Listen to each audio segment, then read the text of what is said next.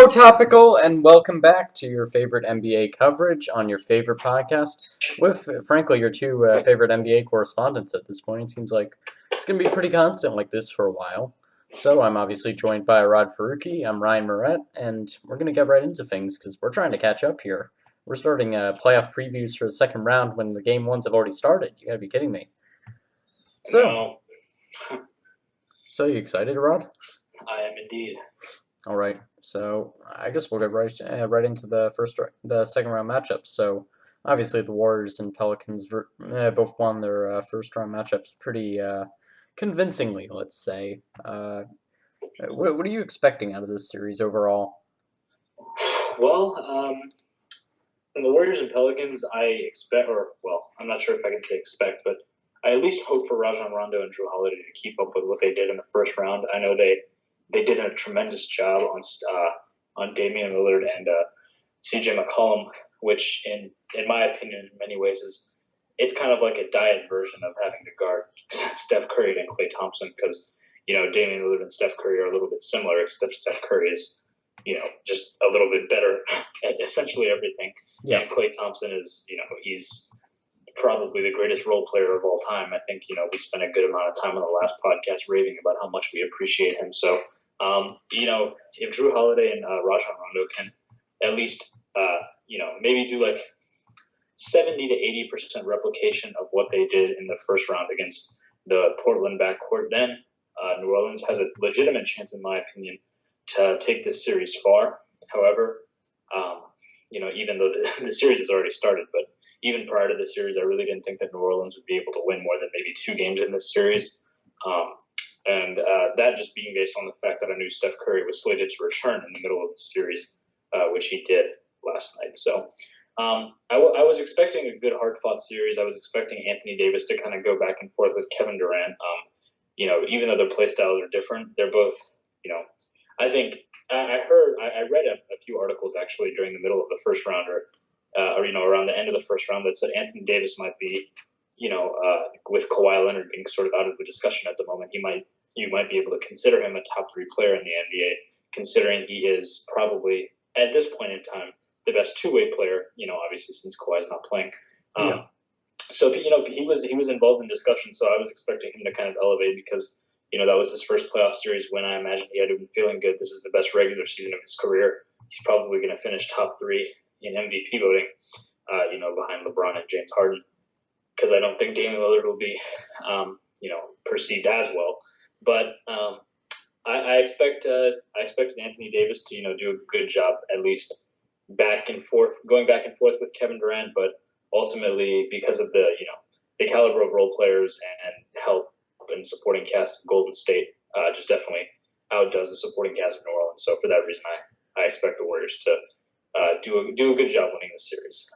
Yeah, I pretty much second that. I think that the Pelicans can really start dominating the boards if Anthony Davis keeps up his dominant self against Draymond Green. But obviously, Draymond Green is a winner of Defensive Player of the Year a couple times now, so that's not going to be very easy for him.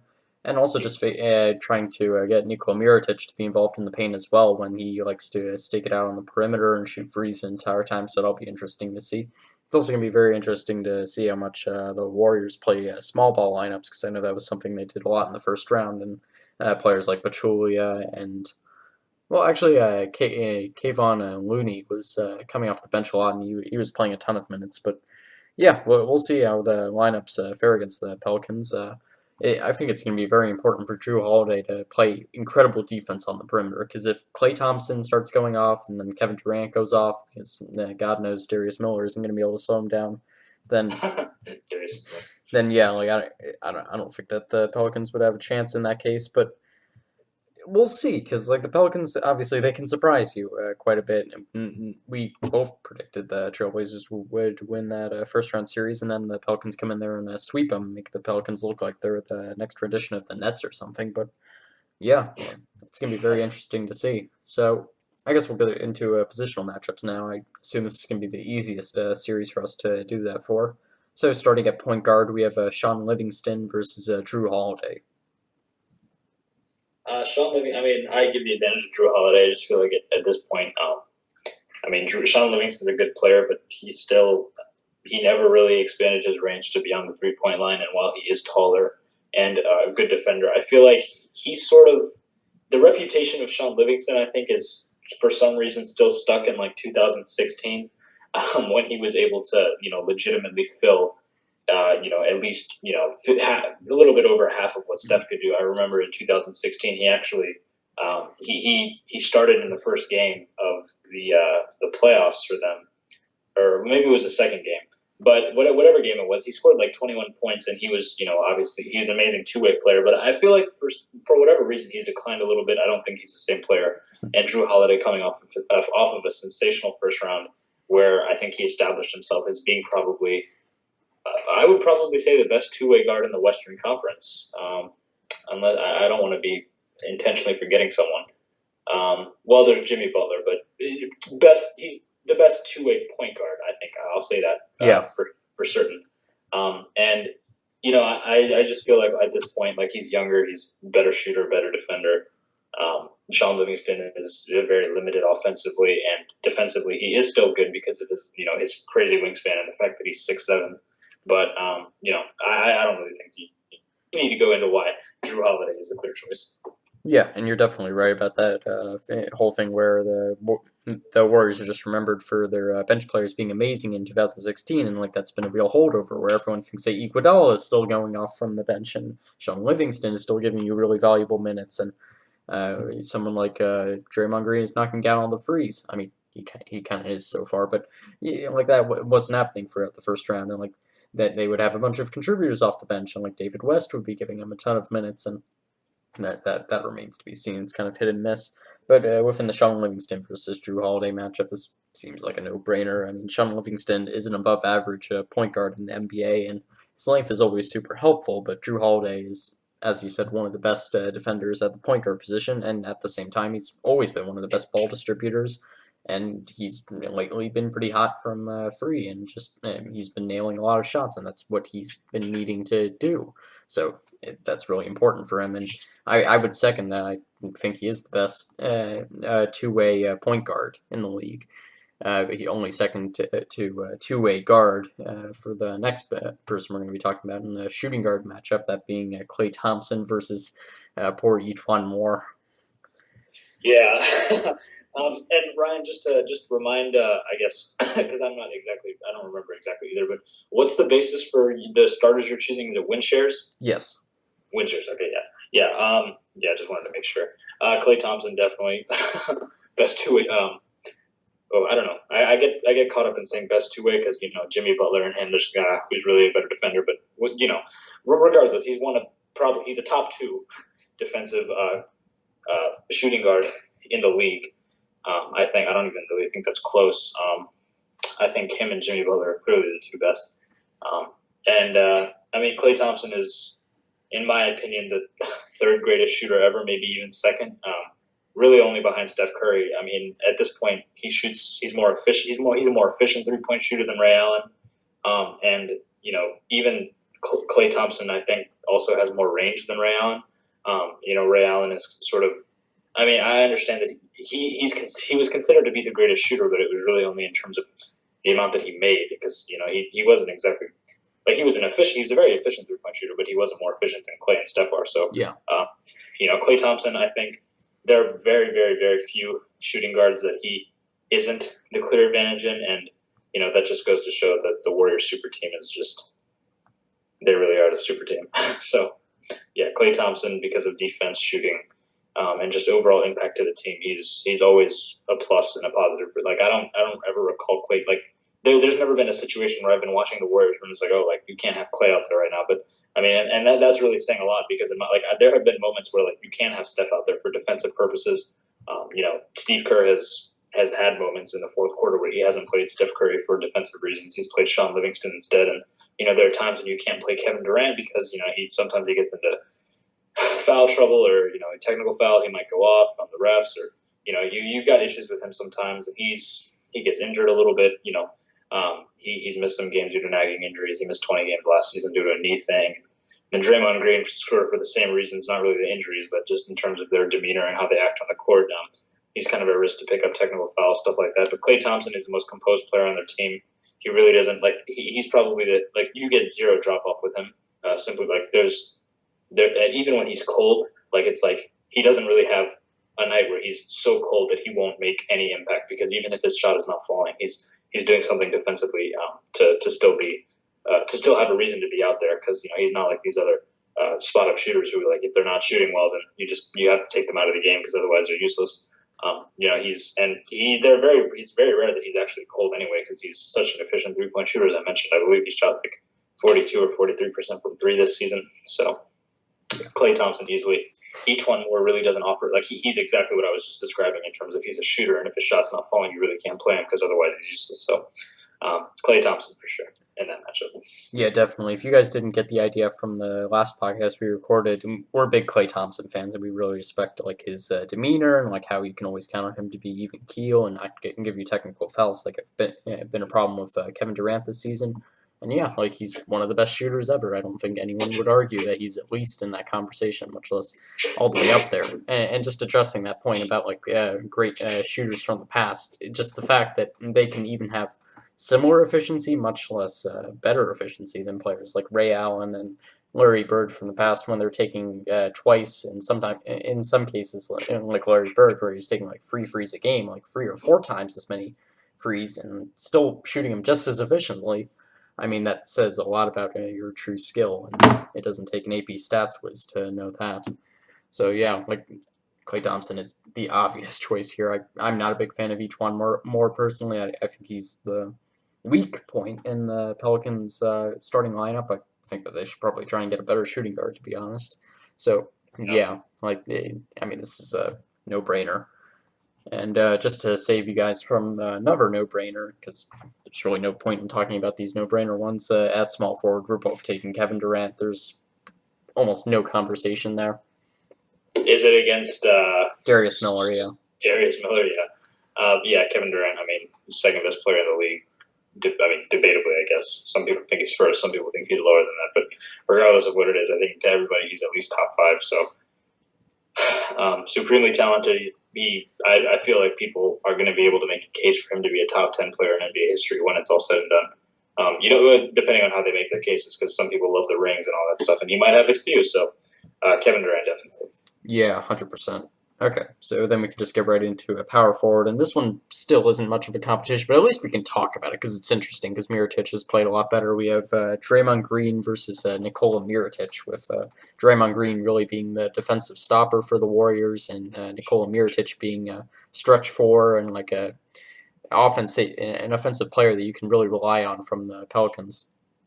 Yeah, see, the reason I think this matchup was so interesting, and the reason this is a matchup I was looking forward to entering this series, is because I figured that Anthony Davis would have a 10 times easier time inside going in against the Warriors, because I figured that Draymond would be out, contesting Mirotic. But, credit to Draymond Green. He's showing that he can actually they were still rolling with him as a small ball center, and they're actually playing him on Anthony Davis quite a bit because, I'm pretty sure they're aware that they don't really have another choice, because if you have Zaza on Anthony Davis, then he's probably going to be going for 40 and 20 every night. So, in the matchup particularly, I take Draymond Green just because, he is an all-star and he does offer more to his team than Mirotic does. Mirotic is kind of in that realm of, if he's really not shooting threes, then there's not really that much of a point of having him out there. He doesn't offer much of a playmaking or defensive factor, even though he's been playing good defensively lately. I just don't think that you can have him guarding Draymond Green, because Draymond Green is such a skilled playmaker. And so when his shot is falling, he's extremely dangerous. And then obviously he can, he always makes other players better. And having to defend a playmaker like that is a challenge for a player like Mirotic, not being a great defender himself. So I'll take Draymond Green in that matchup. But, you're right. It is interesting because I figured that, I feel like the Pelicans, something that Alvin Gentry should think about is running a 4 or 5 pick and roll or a pick and pop with Anthony Davis and Nikola Mirotic to get Draymond switched out onto Mirotic so that he has to guard his inverse. Because you do have to respect Mirotic's 3, because he can shoot it very well and can shoot it from pretty deep as well. So, having to go out there and guard him should give Anthony Davis some freedom, because there's literally nobody else on the Warriors roster aside from Draymond Green who has any defensive business even standing within 5 feet of Anthony Davis. Because you can tell me all you want about how Kevin Durant is this great rim protector now, but he's he's still frail thin, and Anthony Davis is going to plow him every time in the post if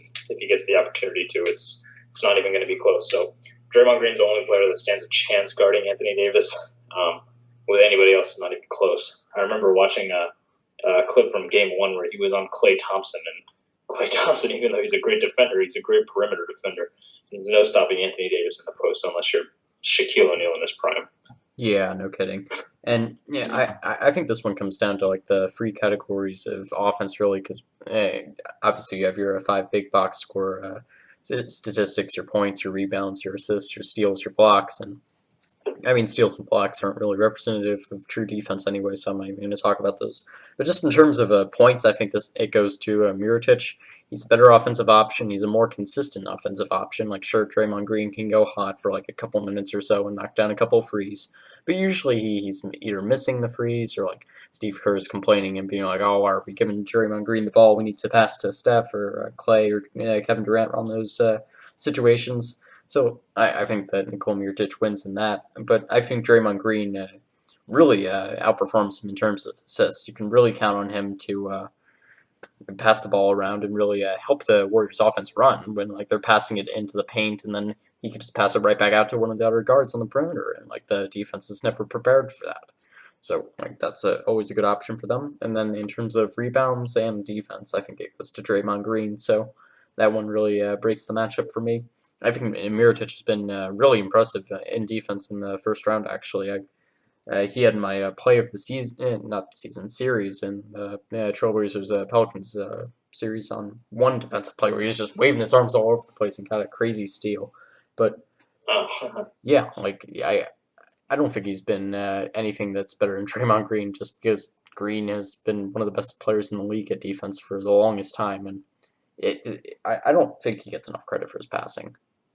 He doesn't. I think it's very impressive, actually, that he is sort of like he came really from like out of nowhere. Like it's like he was drafted late in the second round in 2012, and here he is, and he's legitimately like he's the like Steph Curry only leads this team in scoring, and it's by a very little margin because of obviously Kevin Durant's addition and everything like that. But even in Steph Curry's unanimous MVP season, like Draymond Green was leading their team in assists and rebounding. He led the league in steals last year. He is a very underrated player, and I think he does get a lot of flack because of his attitude and the way that he approaches certain situations with the referees. But none of that can be used to diminish his talent. He's an amazing playmaker. He's an amazing decision maker. He's an amazing pick and roll player as a screen setter or as a popper, and as a popper, I mean. And his defensive intensity is always amazing. While I still don't believe that he's a very good one-on-one defender. I think the brilliance in his defense comes on the fact that he is so smart defensively that he's literally always there when he needs to be, and like he's in my opinion the best help defensive player by far. He's always watching the weak side. He's always making sure that that the team has the hardest time scoring possible, and he's come up with clutch play defensively multiple times for the Warriors. So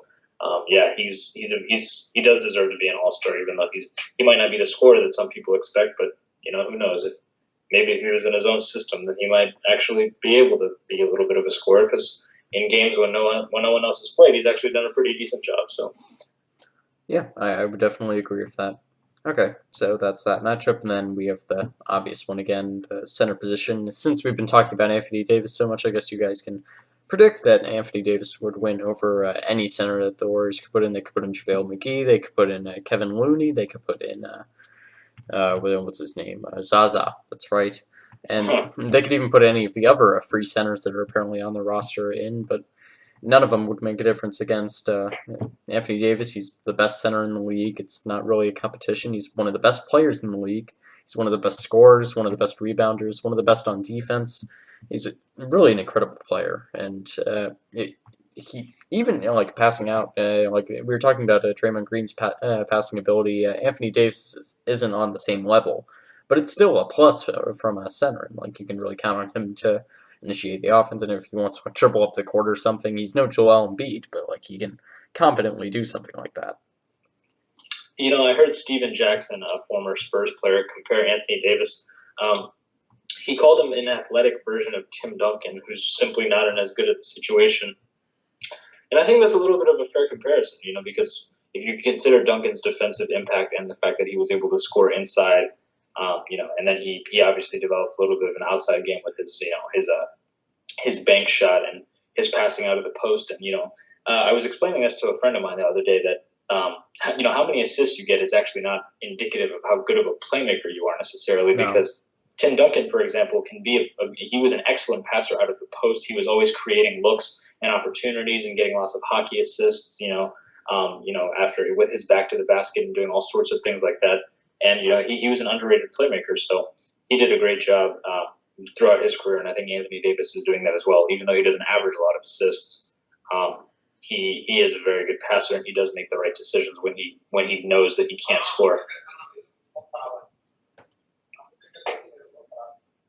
Hello? Oh, hi. Oh, yeah. Did you not hear me? No, I missed you for like 10 seconds there. What was the last thing you heard? You were finishing talking about Tim Duncan and how. His passing. Yeah, Yeah. I was just equating how Anthony Davis does very similar things in terms of how he passes out of the post. Okay. Yeah. Well, that's getting cut. He's an underrated passer, is what I'm trying to get at. Yeah, definitely. Okay. So, who do you think's been doing the best at center just super recently for the Warriors, and who should they be rolling with? Well, honestly, I think the Warriors' best lineup, in my opinion, to me, it would be Steph Curry at the point guard, Klay Thompson at shooting guard, Andre Iguodala at small forward, Draymond Green at power. Oh, no, I'm sorry. You could play Kevin Durant at small forward, Draymond Green at center. Wait, no, I had it right the first time. Steph, Klay, Iguodala, Kevin Durant, Draymond. Because even though the lineup is small, it's not small.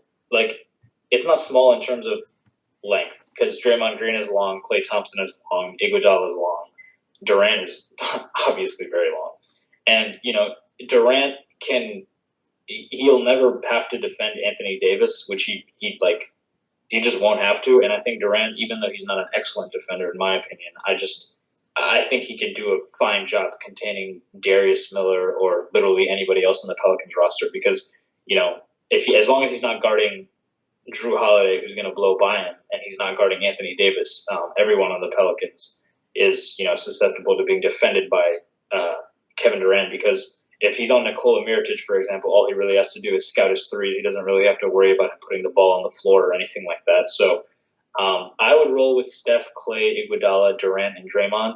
Not as my starting five, because I do think that at the start of the game you do need more size, kind of just make it so that Anthony Davis can't get so comfortable immediately. But for the majority of what they do, I think the Warriors' best lineup and their quote-unquote death lineup when they won in 2015 and when they were so successful in 2016 was the exact lineup that I just mentioned, except it was Harrison Barnes instead of Kevin Durant. So obviously now that you have Kevin Durant, obviously that's just a much better team. And even though Andre Iguodala isn't the same as he was in 2015 and 2016, he's not as good as he was, he's not athletic as he was. He can still be a very important player, and Steve Kerr has a lot of trust in him to kind of be like an on-court coach, and just in terms of getting the game plan across. And even though he's not a great three-point shooter, he can hit him if he's wide open, and he always makes the smart play. He doesn't even though he's not physically capable of always doing some things that he was able to do before. He's definitely, in my opinion, he's probably the smartest player on their team. He just always has. He's just always so aware of the play that needs to be made, and he's always on top of things, and he's always quarterbacking both the defense and the offense, telling people where they need to be. And even though he's not some sort of virtuoso passer, he's definitely capable of running an offense. He's a very good. Similar to what we were just saying about Anthony Davis and Tim Duncan. It's he's a forward who doesn't really generate a lot of assists, but is still capable of being a good passer and generating a good offense. So. Having Iguodala out there in spurts gives kind of a relief. It doesn't make it so that Draymond or Steph constantly have to be creating plays for everybody. It gives them a third playmaker. And even Durant can do that as well. So I think, the more high IQ, players that you have on the floor, I don't think that's ever going to be a detriment to your team. So that would be the lineup that I play for the majority of, the most important stretch of the game, probably. 25 to 30 minutes, I would play those 5 players because I just don't think that Zaza is going to be able to have any sort of positive impact. I don't think Jordan Bell is capable. I don't think he's skilled enough at this point in his career. Even though Kevon Looney is playing okay, I don't think he's playoff tested enough to the point where you can have him play in such important games yet. And that's kind of the same way I feel about Damian Jones and all these other people that they have on the roster. So I would just go with kind of similar to how Cleveland is just rolling with the best players and the most experienced players that they have. I think that's Golden State's best bet to get a quick series because the Warriors are so talented to the point where even if they don't play their best 5 players at all times, they're going to be able to win the series. But I think Iguodala and all these guys have such a mental advantage over a Pelicans team that's so inexperienced that I believe having them out there will allow the series to be finished for them as quickly as possible. And, getting this done in 5 games would be really helpful for them because, it looks like Houston's probably going to have a quick series as well. And you want to be well rested to have to play them. You wouldn't want to have a long series. Yeah, well, I wouldn't want to speak too soon about Houston. Obviously, it's just been 1 game, but yeah, like it. So far, but you're right. It could definitely change. Obviously, we spent a good time talking about the importance of Rudy Gobert. So, maybe he can take Harden out of that series, kind of like he did with Westbrook. So, yeah, we'll see how it goes. That would be nice, and He'll definitely. take Steph out, and then maybe we'll get to the finals, and then he'll face LeBron, and then maybe you can take out LeBron, and then maybe Rudy Gobert will be Finals MVP. But we'll get there when we get there. Yeah, well, that would be amazing, of course. Yeah. So I guess we should get into the bench then. So this one doesn't really seem like much of a competition, to be honest. In a field that's crowded with teams that have really good benches, the Pelicans really don't. Like the only real good player coming off the bench for them is Rajon Rondo, and then Jordan Clarkson is a on again off again player, and you mean Crawford? Oh, no. Maybe I did. Maybe I just wrote down Clarkson and shouldn't have. Yeah, Jordan Clarkson is on Cleveland. Okay, yeah. So, yeah, Jordan Crawford, and while some people will probably say Ian Clark is good just because he was on the 2015 Warriors, he's not that good. He was terrible in Game 1 on defense. So, yeah. Even though the Warriors' bench has declined, like I just said, they're all battle tested and high IQ players who will always figure something out, even if they physically can't do as much as they used to. I mean, you've got Sean Livingston, you've got Iguodala on the bench, you've got David West, who for some reason can still play very well in situations for whatever reason. He's really unstoppable from like 16 to like 14 to 18 feet. David West mid-range jumpers are consistently cash. I don't know what it is about him, but he's always capable of making that shot and knocking it down consistently without fail. So you've got him there. You've just got a bunch of experienced, savvy veterans. You've got Nick Young, who's I think people have forgotten that he's even on that team. But I mean, Nick Young, despite the fact that he kind of has he has an interesting reputation around the league. He's close to I think he's close to a 40% 3-point shooter for the Warriors. He's no slouch from 3. So I mean, the Warriors just have shooting depth, experience on their bench. It's just they've got playmaking, intelligence. Like they've got mid-range game. They've got 3-point shooting. I mean, they really don't have any. Like it's interesting because to me it kind of speaks to Steve Kerr's system, and the similarities between it and Brad Stevens is that like Brad Stevens' system is that even though like Brad Stevens' team is surrounded, it's filled with high IQ players who just understand the system, so that even though there's a talent drop off when the starters go to the bench, and the 6 men and 7 men and 8 men and all these guys, even though they come off the bench and don't have the same amount of talent as the first unit, they still play with the same mentality. They're coached the same way, and they run the same sets and they do the same things to get easy looks, so that they don't have to rely on talent. And I think that's one of the things that I think makes the Warriors so great, and that separates them from being like other dynasties that we've seen in the past. Because when you look at a dynasty like the Miami, I don't even necessarily consider it a dynasty, but when you look at their run and their 4 finals appearances, like you really you can look at it, and even though Spoelstra was a good coach, you can kind of tell that team relied on the fact that it was extremely talented to win as much as they did. And ultimately, I think that's why they didn't win as much as they should have. But then you look at situations like the Warriors, for example. They've been consistently great for even since they were very good even before they had Steve Kerr, but since they've had Steve Kerr, they've been on another level, and I think that's because they play in such a way that it's really not about their talent. It's more about how they play, and that anybody is able to succeed and thrive in that, just in different ways. So, just ultimately because of the Warriors system and Steve Kerr in general, I think that the Warriors bench has a distinct advantage. Yeah, I definitely agree. And one point that I'd like to highlight myself is the value of Quinn Cook coming off the bench, enough so that they actually cut Mirotic coming into the playoffs, and he was doing not that great, to be honest. He wasn't shooting any frees. He was mostly just a cutter to the basket the entire time. But Quinn Cook, coming out off of a two-way contract, he made the team, and he's been a reliable player from free. And when they haven't had Steph Curry and they need to go to someone on the bench, he's been a reliable replacement to the replacement, which is something that a lot of teams can't say, specifically Boston, from what they can get from Shane Larkin. And yeah, like, he's been a valuable player alongside David West, obviously, in the post, and then Andre Iguodala. He can make sure that the offense is running smoothly at the very least. And then obviously they've got the whole mob of centers that coming in, and they can always be valuable. I saw Jordan Bell make an excellent play in the game one of the series, so who knows? Maybe he'll be an impact player, probably not, but whatever. Okay, so I believe that we have to go with Steve Kerr for the better coach in this series, but I mean he's not doing much either. Yeah, I mean, I agree. But like, also, I'm not sure if you're aware of this actually, but I mean, Alvin Gentry was actually an assistant coach on the Yes. 2015 Warriors championship team. So, I mean, I really feel like just right there kind of spells an advantage, because it's like Alvin Gentry is always going to be kind of, even subconsciously in the back of his mind, just using stuff that Steve Kerr has taught him. And Steve Kerr, like, just probably just knows him like better than Alvin Gentry knows Steve Kerr, in my opinion, because like, he worked beneath Kerr. So, and I mean, Steve Kerr, he gets a lot of while I agree, like, he does not deserve as much credit as he receives sometimes, because he does have a surplus of talent. I mean, at the same time, it's not like it's easy to coach that many stars all the time. Like, it requires something. I'm not exactly sure if I would say it's difficult necessarily, but it requires something.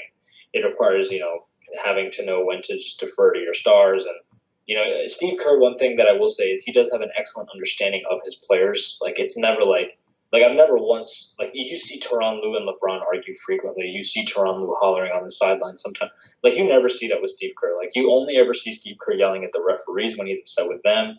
Or like whenever you see him interacting with his team, like, he's calm, he's collected. He doesn't yell at them. He doesn't scold them. Like, he really kind of allows the players to all do that to each other, and that's kind of what Draymond's role is. And he's really done a great job kind of extending his coaching into his team, and for that reason, I feel like he is actually a pretty good coach. He's not he shouldn't be getting any comparisons to to coaches like Terry Stotts and Brad Stevens, who they have to shoulder so much of a load because of a lack of talent, and they have to kind of demand excellence in such a way that it actually gets executed. Steve Kerr doesn't necessarily have to do that because his players are good enough to the point where their execution will always be very good. But Steve Kerr himself is, he's just a good guy, I guess I would say, to the point where, even when his message always gets through. Like, it's never like his players will listen to something he says and just be like, oh no, screw that, I'm just going to go do this instead because I think it's right. Like, he has a very good control over his team, and I don't think Alvin Gentry has that same thing. I feel like Alvin Gentry is more prone to a situation where Anthony Davis might say something like, oh no, I can't run that play. Like, just give me the ball and get out of the way. Like, I can do this. I don't think that the Warriors would have any sort of, kind of small clash like that. I just feel like there's more consistency. And I mean, also Steve Kerr has just proven at a high level. I mean, you can say whatever you want about how it's, how he just has a bunch of talent, but he does have 2 NBA championships. He did coach part of a 73-9 regular season. Yeah. Because there's Luke Walton. But, I give the edge to Steve Kerr. I mean, also simply because of the fact that Alvin Gentry has never given me a reason to think that he's actually that good of a coach.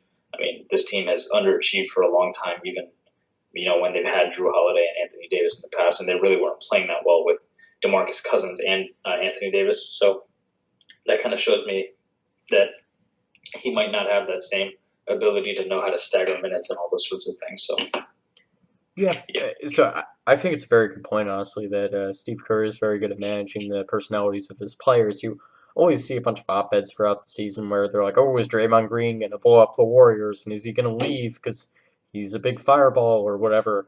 And like, "Oh, is Stephen Curry actually too big of an egotist to make the team work?" And ooh, Kevin Durant's been getting a lot of technicals this season. Is he going to start causing problems for the team? And like you just constantly see those going around, but they never actually affect the play on the court, and also just the stuff that's coming out from the players in the media, and like that's a big thing because like you see on a bunch of other teams like dysfunction, where like the players are either going to be having problems with each other, as something like Mirotic getting punched in the face by Bobby Portis comes to mind on the Bulls prior to the season. That's an extreme example, but still, like you see that kind of stuff from other teams, but you never see that from the Warriors. Or heck, if you want to go back to another Warriors example, PJ Carlissimo, basically getting told he's going to get killed by what's his name, Latrell Sprewell back in like 2007 or so. Like it's not like these kinds of things don't happen in the NBA. It's just that Steve Kerr is very good at managing his players, and like he is a good players coach, and I think that's not something he gets a lot of credit for. And like he's not going to detract on the play calling side because he knows what he's doing there. It's just he's not as good as some of the other coaches. And he does have but he has a little bit of an advantage having played under Popovich for a while, so he understands some things. So, yeah. Okay. Yeah, so there's that. So I think it's pretty obvious how the Warriors are going to win this series. They get the expected production out of their best players. Stephen Curry comes back, and obviously he came back in Game 2 last night, and he looks, if not normal, then like 90% or so. He's knocking down his threes. He's doing all that. And, Klay Thompson keeps up his dominant play on offense and defense. Kevin Durant doesn't slack off, and Draymond Green just keeps playing as he has to. And really, if those four players just do what they have to do, I think that the Warriors aren't going to have too much of a problem in the series. I could see if everyone else just fell apart. The series going like 6 games, but that's really it. And then for the Pelicans, they have a lot more that they have to do, so they have to get Stephen Curry to have some serious problems when he comes back. He's got to be rusty. He's got to look like he did in some stretches of that Thunder series in 2015, 2016. He's got to make it seem like he's got to not be hampered at all, basically, by the Warriors defense. He has to be scoring like 40 points a game. He has to have an incredible series, and then also they got to keep up the production from Drew Holiday, keep up the production from Mirotic, and basically get Rajon Rondo to average like 20 assists if they want a chance to really win this series. So yeah, they need a lot. Yeah, that's for sure. Yep. Okay, so personally, what I'm most excited to see now that Steph Curry's back is to see the matchup between him and Drew Holiday and how that plays out throughout the games. Because obviously, Drew Holiday being one of the best defenders in the league, and then Steph Curry being the best shooter ever, I think it's going to be very interesting to see, even if he's not playing at 100%. Yeah, Steph Curry. I mean, this is an absurd stat about Steph Curry. He played his first game since March yesterday, and Kevin Durant in the game was, I think he was -5. Steph Curry was +26 in his first game. Wow. And I understand that plus minus is not always indicative of that many, but like he was it wasn't close. He was +26, and then it was like I think Draymond was like +1, and Klay might have been like +3, and Durant was negative because I guess he was on the court and wasn't defending AD properly or whatever it was. But Steph Curry in limited minutes, he played 28 minutes and he was +26. That's absurd, and he had 28 points, I think, 27 points, 26 points, whatever it was. And his first playback, he enters, he curls around the screen, and he hits a wide open three, and he splashes it. Like I was just, I really didn't like Steph Curry in 2016 because it was kind of like to this thing where it was like he was single-handedly he was taking away the element of having a close competitive game because of how dominant he was from outside the three-point line. Like there was no such thing as watching basically up until the Warriors got to their last 20 games. There was no such thing as watching a competitive Warriors game And then then you had that one game where it was like, oh, like finally a relevant big loss for the Warriors. And then he goes and hits that half court three against Oklahoma City when Kevin Durant was still on the team. And I mean, it's crazy what he does. Like he's really just it's weird to me. Like I don't understand why more people why more players in the NBA don't make a more concerted effort to become like that. Like I don't know why they don't just repetitively practice their shot making, because like you see the kind of success that it warrants for him. Like he literally like he just stands outside and he can shoot like all day, and like he doesn't have to drive to the rim if he didn't want to. I mean, he does, luckily, because he's a relatively versatile offensive player and all that. But like it's just and obviously he does have some influence and all that. So I mean, yeah, he's insane. You can't even, like 5 of 10 from three in his first game back, plus 26 in 27 minutes and 28 points, or some assortment of those three numbers: 26, 27, 28. He's crazy. Yeah, and hopefully he can keep that up. Obviously, it's never fun to have injuries, and even if it's on what is likely the most talented team ever. So, let's hope that the team at least doesn't lose because of injuries, because that's never fun. Okay, so what's your prediction for the series? For me, I have Warriors in 5. Yeah, I mean, prior to this series beginning, I had Warriors in 6, but now I'll probably double down on Warriors in 5, simply because like it just doesn't look like they have any sort of answer for the machine that they are. And I mean, I think it's interesting as well because going into the postseason, as usual, there were so many people asking questions, and because last year was kind of a foregone conclusion that the whole season was just waiting for the Warriors to be hoisting the championship. But this season, it was kind of like, oh yeah, like they're not actually going to win this year, and they've kind of it's weird how they've gone under the radar to the point where it's like they actually might not win the championship. But I mean, watching them again and seeing them engaged and fully healthy again, I mean, it really doesn't look like anybody can compete with them. Yeah, Hopefully, Houston can give them something. But I mean, even when you watch Houston versus when you watch them, it's just not even close to the same thing. Like you just don't see the type of two-way play from Houston that you do from Golden State, because like you do see similar shooting from just random guys, but at the end of the day, like Golden State's shooting is coming from superstar players like Klay Thompson, Steph Curry, and Kevin Durant, and then like it's just not the same thing when that becomes Eric Gordon, Gerald Green, and Luke Mbamute. yep. And really, the only big advantage, and we'll get to this more if the Western Conference Finals does play out this way, like it looks like it might. But yeah, like the biggest advantage the Rockets have is their bench and just the unlimited amount of 3-point shots they can hoist up. But the problem for both teams, obviously, is what happens if your star players go cold. And it seems like the Warriors are more at risk for that right now, just because they're relying more on a select few players.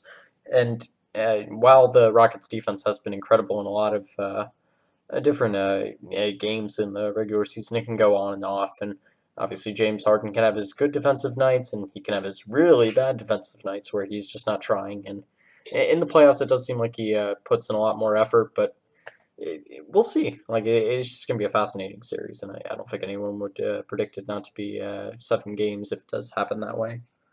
So Yeah, I mean, I think I really feel like Houston's only chance of actually getting anywhere. I feel like Houston is capable of beating Golden State, because it's simply because I don't. I feel like there's comes a point where like even though you're so good, the rest of the league eventually just catches up. Like no matter what it is, and whether that be this year or next year, like I just don't think that the Warriors are so untouchable anymore to the point where it's like people can't catch up. Like the NBA has now had like 3 good years of watching the Warriors and be able to catch up with them. And Daryl Morey was kind of the first guy he was the first GM to specifically tackle the task of like we're going to build a perfect 2018 NBA team so that we can take down the Warriors, which is what he did. Like he just went all in the analytics with it, and he just said, threes are better than twos. 3 and D is the whole way to play. Threes and layups all the way. We're just going to surround an amazing playmaker, get him another playmaker, so we have pristine playmaking for all 48 minutes of the game. We have a Hall of Fame point guard on the floor for all 48 minutes, which no other team has, and we're just going to surround them with shooters so that we can always score threes and just hope that they always knock them down. It's just the weird thing with Houston is that like you expect them to have like you expect them to be like it's like if they don't make threes they lose, but that's just not the case, because even when they're not making threes, as a team, like Harden collectively as an individual can go off and carry the team for a scoring performance of 44 points, like we saw in Game 1 against Minnesota. The team as a whole only scored 104 points, and they were very, very cold from three. I think they shot like maybe 19, 20% or something like that, and they still ended up winning the game because, Houston went on two 17-game winning streaks, I think, this year, and one 14-game winning streak. And Yeah. in the first 17-game winning streak, they played at the fastest pace in the league, and then in the second 17-game winning streak, they played at the third slowest pace in the league.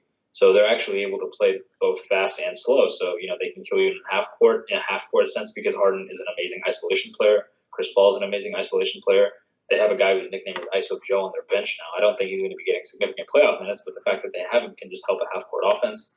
Then you have, you can run a pick and roll with Clint Capela in the half court set. And then obviously you have transition threes, which are a specialty for them. You have a good rim runner in Clint Capela. You have athletic players like Gerald Green. They're a very well-rounded team. I don't think they get enough credit. And I think because of that, if you can catch the Warriors having, maybe two cold nights in a series, you could beat them because I think straight up, like, assuming the Warriors played a perfect series, or not a perfect series, but assuming the Warriors played a really good series, I still think Houston is good enough to get 2 games off of them at least. So I think Houston is definitely going to have to hope that they can play some stellar three-point defense and get the Warriors cold for 1 or 2 nights so that they can actually take the series. But regardless, I think I'll put it this way. I think Golden State has a much easier chance of winning the series in 5 games than Houston does of winning it in 6 or 7. Yeah, and of course we don't want to look over Houston's current matchup. The Jazz, yeah, of course. I'm just saying hypothetically. No, of course. I hope they should. I mean, if they don't, then there's really an issue with James Harden and Chris Paul in the postseason. Chris Paul would still have never played in a conference finals, which to me would be absurd. Yeah, no worries. It was more of a segue than anything. So, good. So of course the Jazz, unfortunately, they're going to be missing Ricky Rubio for at least the first 4 games. It looks like, if not more. So he's not really a factor in the series for quite a while. So they just have to. Who are they rolling with at point guard? I didn't actually check. I believe it is. I think they're doing something weird. They're playing some guy whose his name is R. O'Neal. Like his first name starts with an R. Oh yeah. Last O'Neal. And they're playing him, I think, at the 2, and they're playing Donovan Mitchell, I think, at the 1. So I think they're going Donovan, O'Neal, Ingles, Favors, Gobert. Okay. Do you want to pretend that Donovan Mitchell is actually playing the shooting guard just for the purposes of this? Yeah, of course. That's fine. Okay. So I guess we'll get into the positional matchups for the Rockets vs. Jazz series. I know at least I'm watching the Rockets Jazz game 2. Are you watching that? I am not at the moment. Oh, okay. I will put it on in a moment. You don't have to. I was just checking. Okay, so for the point guard matchup, this one's going to be a cakewalk. So again, we probably don't have to talk about it. We have Chris Paul versus R. O'Neal, whoever that is.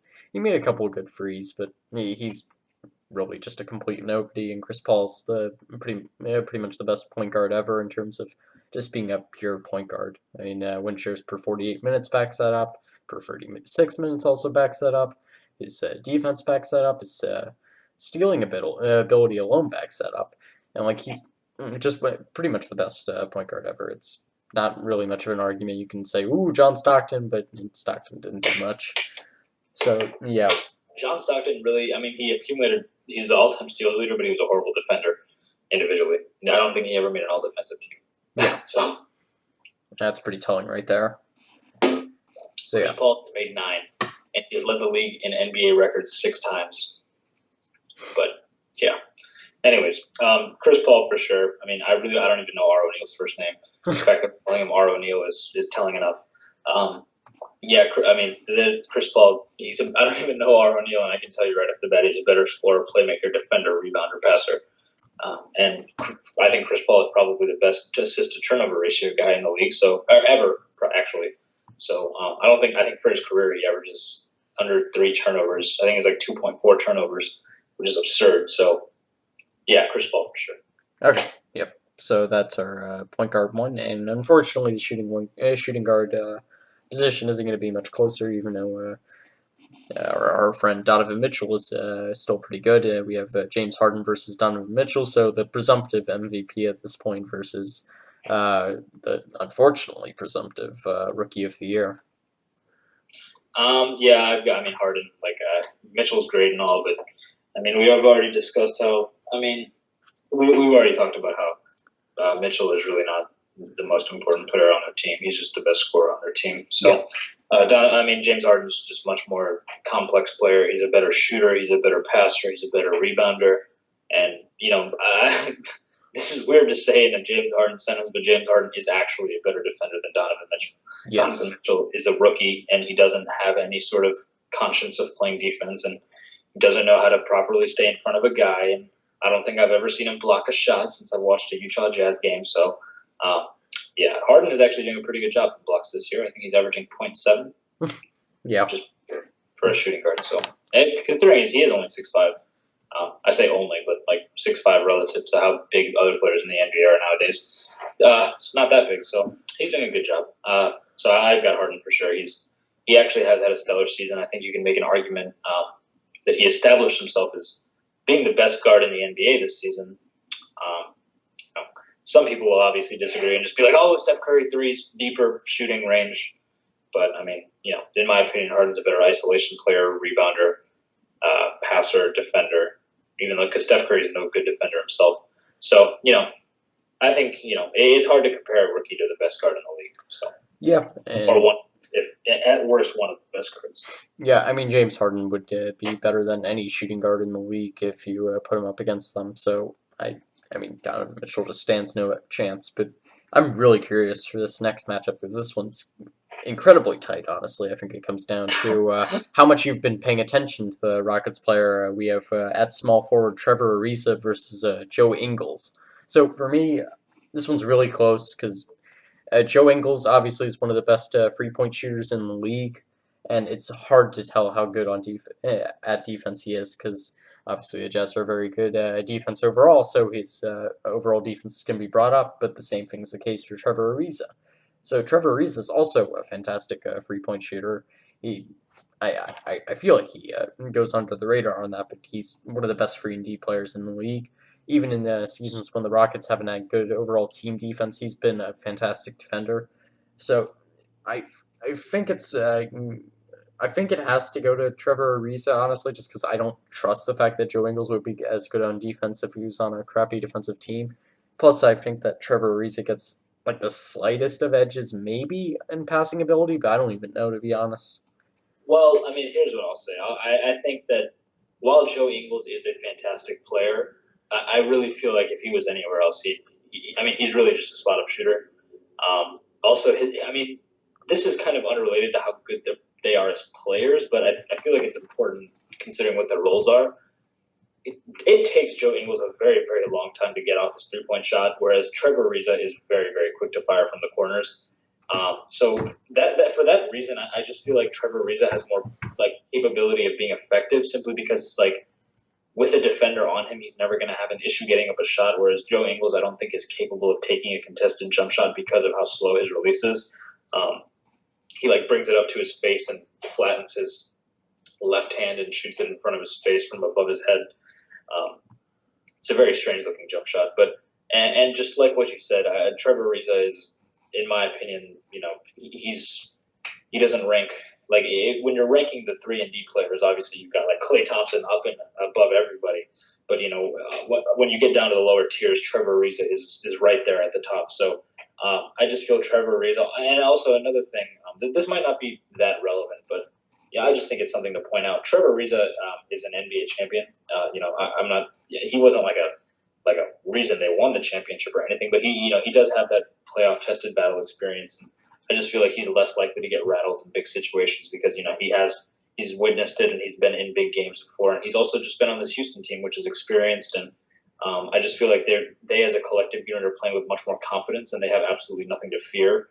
Whereas Utah is kind of going into this as a new oh wow, we just got past a Thunder team with 3 potential Hall of Famers, and we're just in this moment and we're led by a rookie. I don't think Houston has to answer any of those same questions. Houston is really kind of just there and understands that we have to just win this series so we can get to win a championship.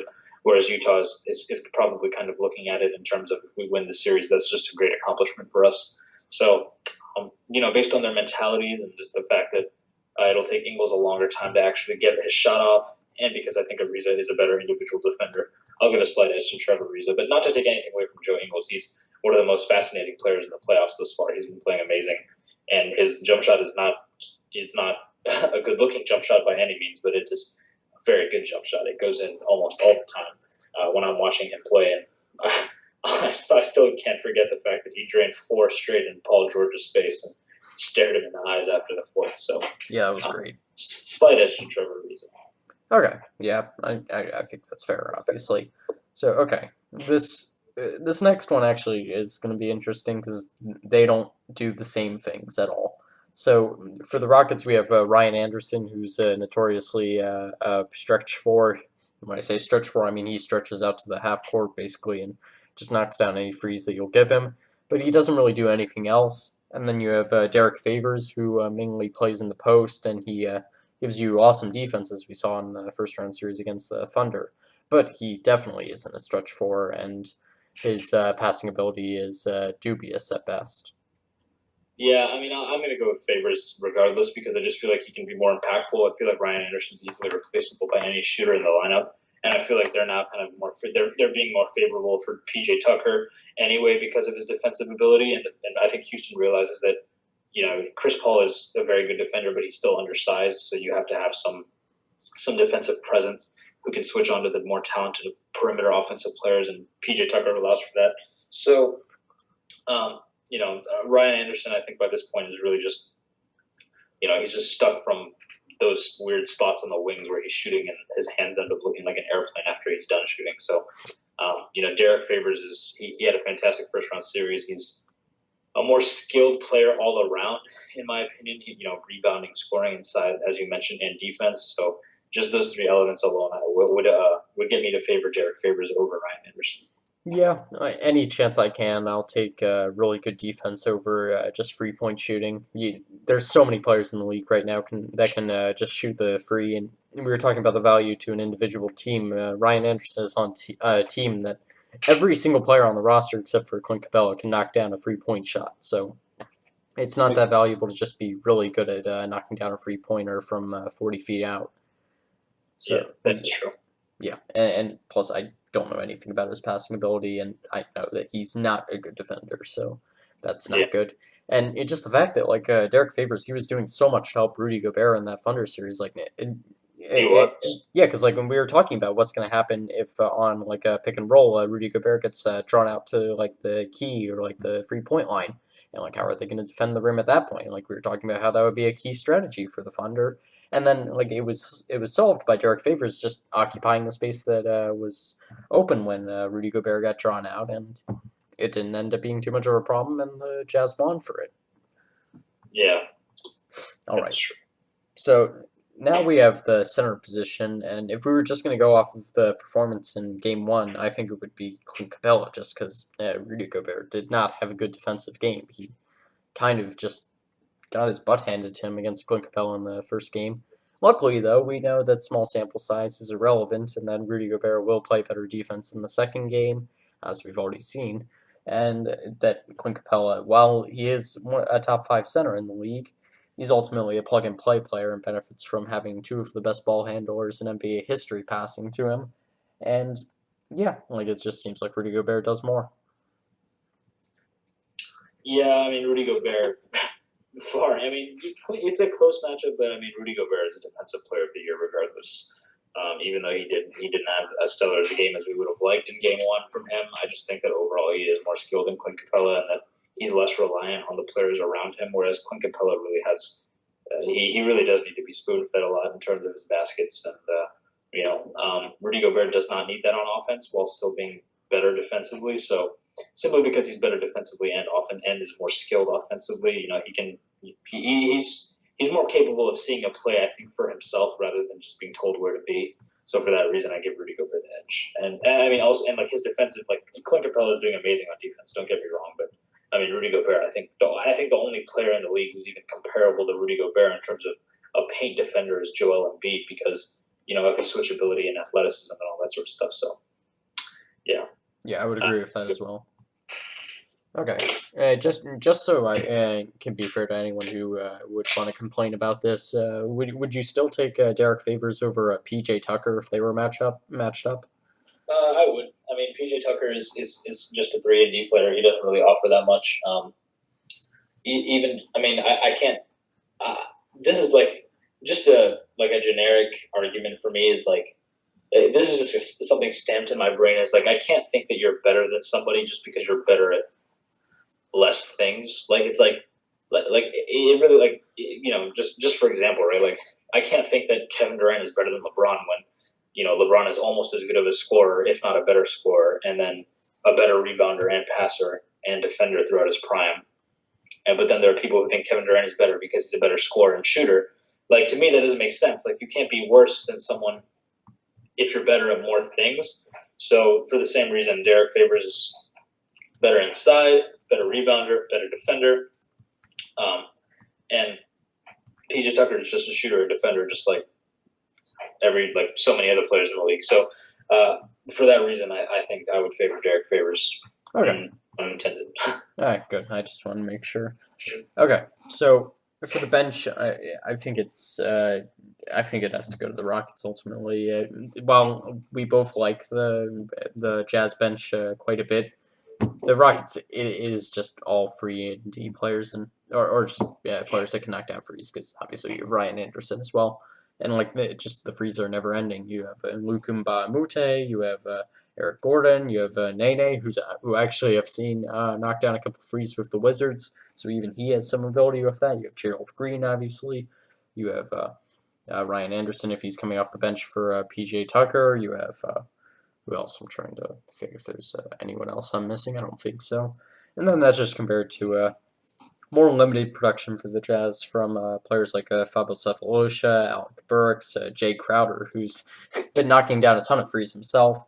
Raul Nito's been giving basically nothing, so same with Jonas Jerebko. Yeah, he was Brad Stevens carried all the way for Jonas Jerebko. Yes. I actually thought he was a good player. Yeah, Brad Stevens does that a lot to people. He did that to Kyrie Irving as well. Yeah, I honestly, I'm going to make this prediction now. I think that's going to happen to Terry Rozier this summer. I think somebody's going to want to take a chance on him and end up paying him more money than he's worth, and that he's not going to end up being that good. I think he's really thriving under Brad Stevens' old thing right now, and I just don't think that it's going to work out the same way. Yeah, that would be awesome for them if they just traded him for like a first-round pick or something. That'd be great. Yeah, it would. More assets for them. Yep, and God knows they need more. So, okay. Then we got that. Okay. For coach, I actually think this one's kind of interesting.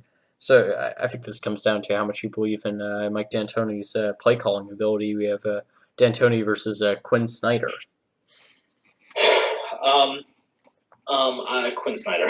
I love Quinn Snyder. I think he's brilliant. I think he's a top 3 coach in the NBA. I think if he was coaching more talent, it would be absurd. I think if he was coaching Cleveland, we wouldn't even have any questions about the Eastern Conference. I genuinely mean that too. No, I know. I really mean it. Quinn Snyder's done a brilliant job. Like he turned a rookie into a sensational offensive performer and has run sets for this rookie that have allowed him to score 38 points in a playoff game. Like it's absurd what he's done. His defensive schemes are fantastic, and obviously, some of that credit goes to Rudy Gobert for being such a great defensive player. But I mean, he really does similarly to what Brad Stevens does, and you could replace Donovan Mitchell with any other 20-point per game scorer and get the same results. So it really shows that he's one of those coaches who can kind of work with anything, and he's been doing that actually. These Utah teams have really never been that talented. You have Hayward and Gobert, but Hayward is a little bit overrated in my opinion. Yeah, he's getting paid like $170 million, but that guy only averages 20 points and 5 rebounds. I don't understand why the Celtics think that he's some savior. He's really kind of just a borderline all-star. He's really like I'm not making that up either. Like he's like 20 points and 5 rebounds. It's not. Yeah, they need some of that Mormon magic. Well, he's not even a good defender either. So there's really Hayward's I understand he's a good player, but he's not $170 million worth of a player. So Quinn Snyder has done a very good job elevating role players. I just think D'Antoni. he's really just trying the same thing everywhere he goes and seeing who it works with and who it doesn't work with. So, like Linsanity, and then he tried to get Melo to be Kobe and play the triangle, and then or not the triangle. Sorry, he tried to go to Melo and have Melo play 7 seconds or less, and then he tried he's just tried so many different things. Like he's had Steve Nash, and then he's tried just he did the thing with Raymond Felton for a weird extended amount of time for some reason. All this weird stuff. So D'Antoni kind of just goes wherever. I don't really think that he has anything embedded in his ability to coach. I really feel like it's just a system that he has that he brings and then he preaches it. Whereas Quinn Snyder, I think, actually makes game by game adjustments. Well, what can D'Antoni say? Like, it's not like he changes anything from game to game. Like, he doesn't make adjustments. It's just like we're going to go out and do exactly what we did last game. If it doesn't work, then we're going to lose. So I just think that D'Antoni probably has some assistants on the bench who are commandeering the defense, and I feel like D'Antoni is just kind of figuring out different ways and different sets to get different players open threes or layups for that matter. So, because I mean, if you think, I don't, you can think of one because I know you don't watch the regular season, but I watched a lot of the regular season. I don't remember an instance where Houston was down at the end of a regulation game and needed some quick buckets that weren't threes. There were like 2 buzzer beaters that they had this year, and both of them were just corner threes. So I think D'Antoni is a little bit of a one-trick pony, and I feel like that's also going to be a downside for when he plays the Warriors, because if the Warriors can exploit the fact that all he really does is run plays for open threes and doesn't really involve screen setting for he's a weird coach. He's really just a system more than he is a coach, I would say.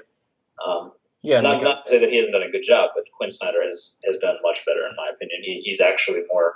He understands actually what he can change and what's preventable and defenses and offensive sets and passing and literally making Ricky Rubio a viable scorer, which nobody thought was possible. So I give edge to Quinn Snyder. Yeah, and that's absolutely incredible what he's done with Ricky Rubio. It's such a shame that he's not in this series because I think there would be a way closer series. Yeah, better series, definitely. Yeah, and just how the Jazz have been suffering without having the blender, and they've basically had to transition to ISO ball and a bunch of handoffs whenever they want to make actual passes, which sucks. But I mean, but honestly, I think that D'Antoni's biggest strength as a coach is that he'll just do whatever Daryl Morey tells him to, which is a really good thing because there are so many teams where you're a good GM that won't listen to what the coach says, or you have a really good coach and the GM has no clue what he's doing. And that's such an important thing to have those two on the same page. So I think that's a really good thing about him. And yeah, I think you were mentioning what he does in between games. I should just notice what's on Ricky Rubio's shirt. He has a dictionary definition of cookie. That's interesting. But sorry, that's a tangent. Just the biggest thing for D'Antoni is just take more frees, run down the court faster. And it reminds me of watching the 76ers play in the first round, just watching Brett Brown, waving his arms, being like, faster, faster, faster. Exactly. He's really just about pushing the pace and getting open threes. There's no complexity to Mike D'Antoni. No.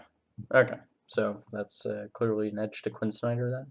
Okay, so for me, what the Rockets have to do to win this series, they have to avoid going cold from free.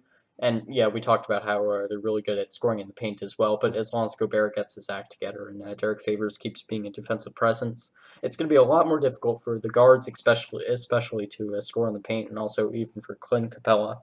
So yeah, try not to go cold from free like they've done. In Game 2, you'll fall in a hole, and it'll be difficult to get out of it in the second half. So there's that, and what the underdog needs to win. Well, they have to get Ricky Rubio back in Game 5 or Game 6 if they can even get the series to that. Ricky Rubio is too important to this team's offense and its ball movement to have him miss the entire series. You're going to lose if that happens. And when he comes back, he has to be, if not at 100%, he's got to be competent. And he's got to be the same creative ball mover that he always is. So that's incredibly important to them. I don't think they can win the series if he never comes back, even if the Rockets just have a terrible series. And then also get great perimeter defense, put pressure on James Harden without fouling him, which is incredibly difficult to do. He'll obviously get his 5 fouls per game, but just don't let it go crazy. And also get Gobert to shut down Capela, which probably isn't going to happen, but at least make it so Capela isn't dominating the paint. and then get a couple of cold stretches from Harden and Chris Paul. Yeah, I would agree with that for the most part. I think Houston just needs to kind of what they need to do to win is just make sure that they don't go cold from three. Exactly what you said. I mean, if they're shooting their threes on all cylinders, there's no team in the league that can keep up with them for 3-point range. And yes, that includes the Warriors, because the Warriors, despite the fact that they have great shooters, Klay Thompson, Steph Curry are never. They're probably not going to ever combine individually for more than, I would say, like 13 or 14 threes. Whereas Houston as a team can, they have absolutely no issue shooting like 63s. So, I mean, they'll always they'll be making like 19, 20. So, I mean, if they just keep wasting their threes and make their threes, then they're going to be fine. That's what they need to do. And, Chris Paul and James Harden just can't get testy in tight moments. They just have to make sure that they stay composed and take care of the ball. Yep. Stuff like that. And then the Jazz, like you said, they're actually up pretty big in this game right now, so maybe Houston is close to three. But, yeah, Utah really Gobert just kind of needs to clean everything up inside and make sure that Harden doesn't, have field days at the rim and all that stuff. So, it's pretty simple, actually. I agree with your point about Rubio. Rubio is a very good defender as well. I feel like that's not being talked about as much as it should be. That takes a lot of the load off Donovan Mitchell, which lets him score 20 points per game for all those Jazz fans out there. You guys should be singing more praises to Ricky Rubio, but his defense on Harden, we saw how easy it was for him to get under Russell Westbrook's skin, and if he can bother James Harden or Chris Paul in any sense, then that's obviously a bonus. But he was ruled out for 10 days, so I don't know if he's going to make it back for this series at all. And if he doesn't, that'll be a shame. But yeah, he would need to play at a high level as soon as he got back. I don't think he'd be able to come in and be subpar. The Utah really doesn't have any room to make mistakes if they actually want to win the series. They're currently at 14 before halftime, though, so maybe they can pull out game one. But Houston, it's crazy how quickly they can come back because of the three-point shooting ability. It's like, oh yeah, they're going to make a huge comeback. It honestly, it's so for them, it's like being down 14, like that's the equivalent to them of being down 7, because they do everything in 3. So they'll be up in they can go down 15 and then be up 15 in a matter of 10 minutes or less even sometimes. So Houston is deadly. Hopefully they can keep it up and get to the conference finals, because I'm a huge Chris Paul fan, and I hate the fact that he's never played in the conference finals. Yep, me as well. And yeah, the Rockets aren't going to stay cold from free through the entire game. And even if they do, and they shoot 19%, what do they care? They'll shoot better the next game. So, yeah, they'll win the next game by 30. Yeah. And just to our point on D'Antoni not actually being a good coach, something we had just talked about in the last podcast about taking your players out when you shouldn't. D'Antoni took Clint Capela out with 4 minutes left in the second quarter because he had 3 fouls on him, and now all of a sudden Gobert is getting hot in the paint. And I mean, don't do that, D'Antoni. That's not very smart. Exactly. I mean, Clint Capela is important, but he's not. Clint Capela is a player that you really don't even want at the end of a close game to be in the game because of his free throw shooting liability. So he's been better this year, I think. He hasn't been someone that you want shooting shots at the line late in the game. So honestly, if he has 4 fouls, I don't think it's that much of an issue, especially because he's not active enough to the point. I don't even think that he would draw 2 more fouls unless they're forced out of him. So yeah. He's not a guard or anything. He's not going to be reaching on silly shots, and he's not going to be going for wild blocks like other players are. So I don't think he should probably be in the game.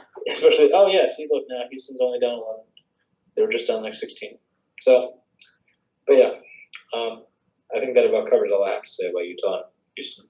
Yep. Okay. So we didn't do predictions. So what's your prediction for this series? I'll take Houston in 5. Yeah, that actually is what I've written down as well. Yep, Houston in 5. Okay. Yeah, I'm only down 9. Yep, okay. So I guess we'll move on to the Celtics 76ers matchup so we can save the King his rightful place of last. Yes, King James. All right. But the Celtics are surprising me. Or not really, but I'm happy.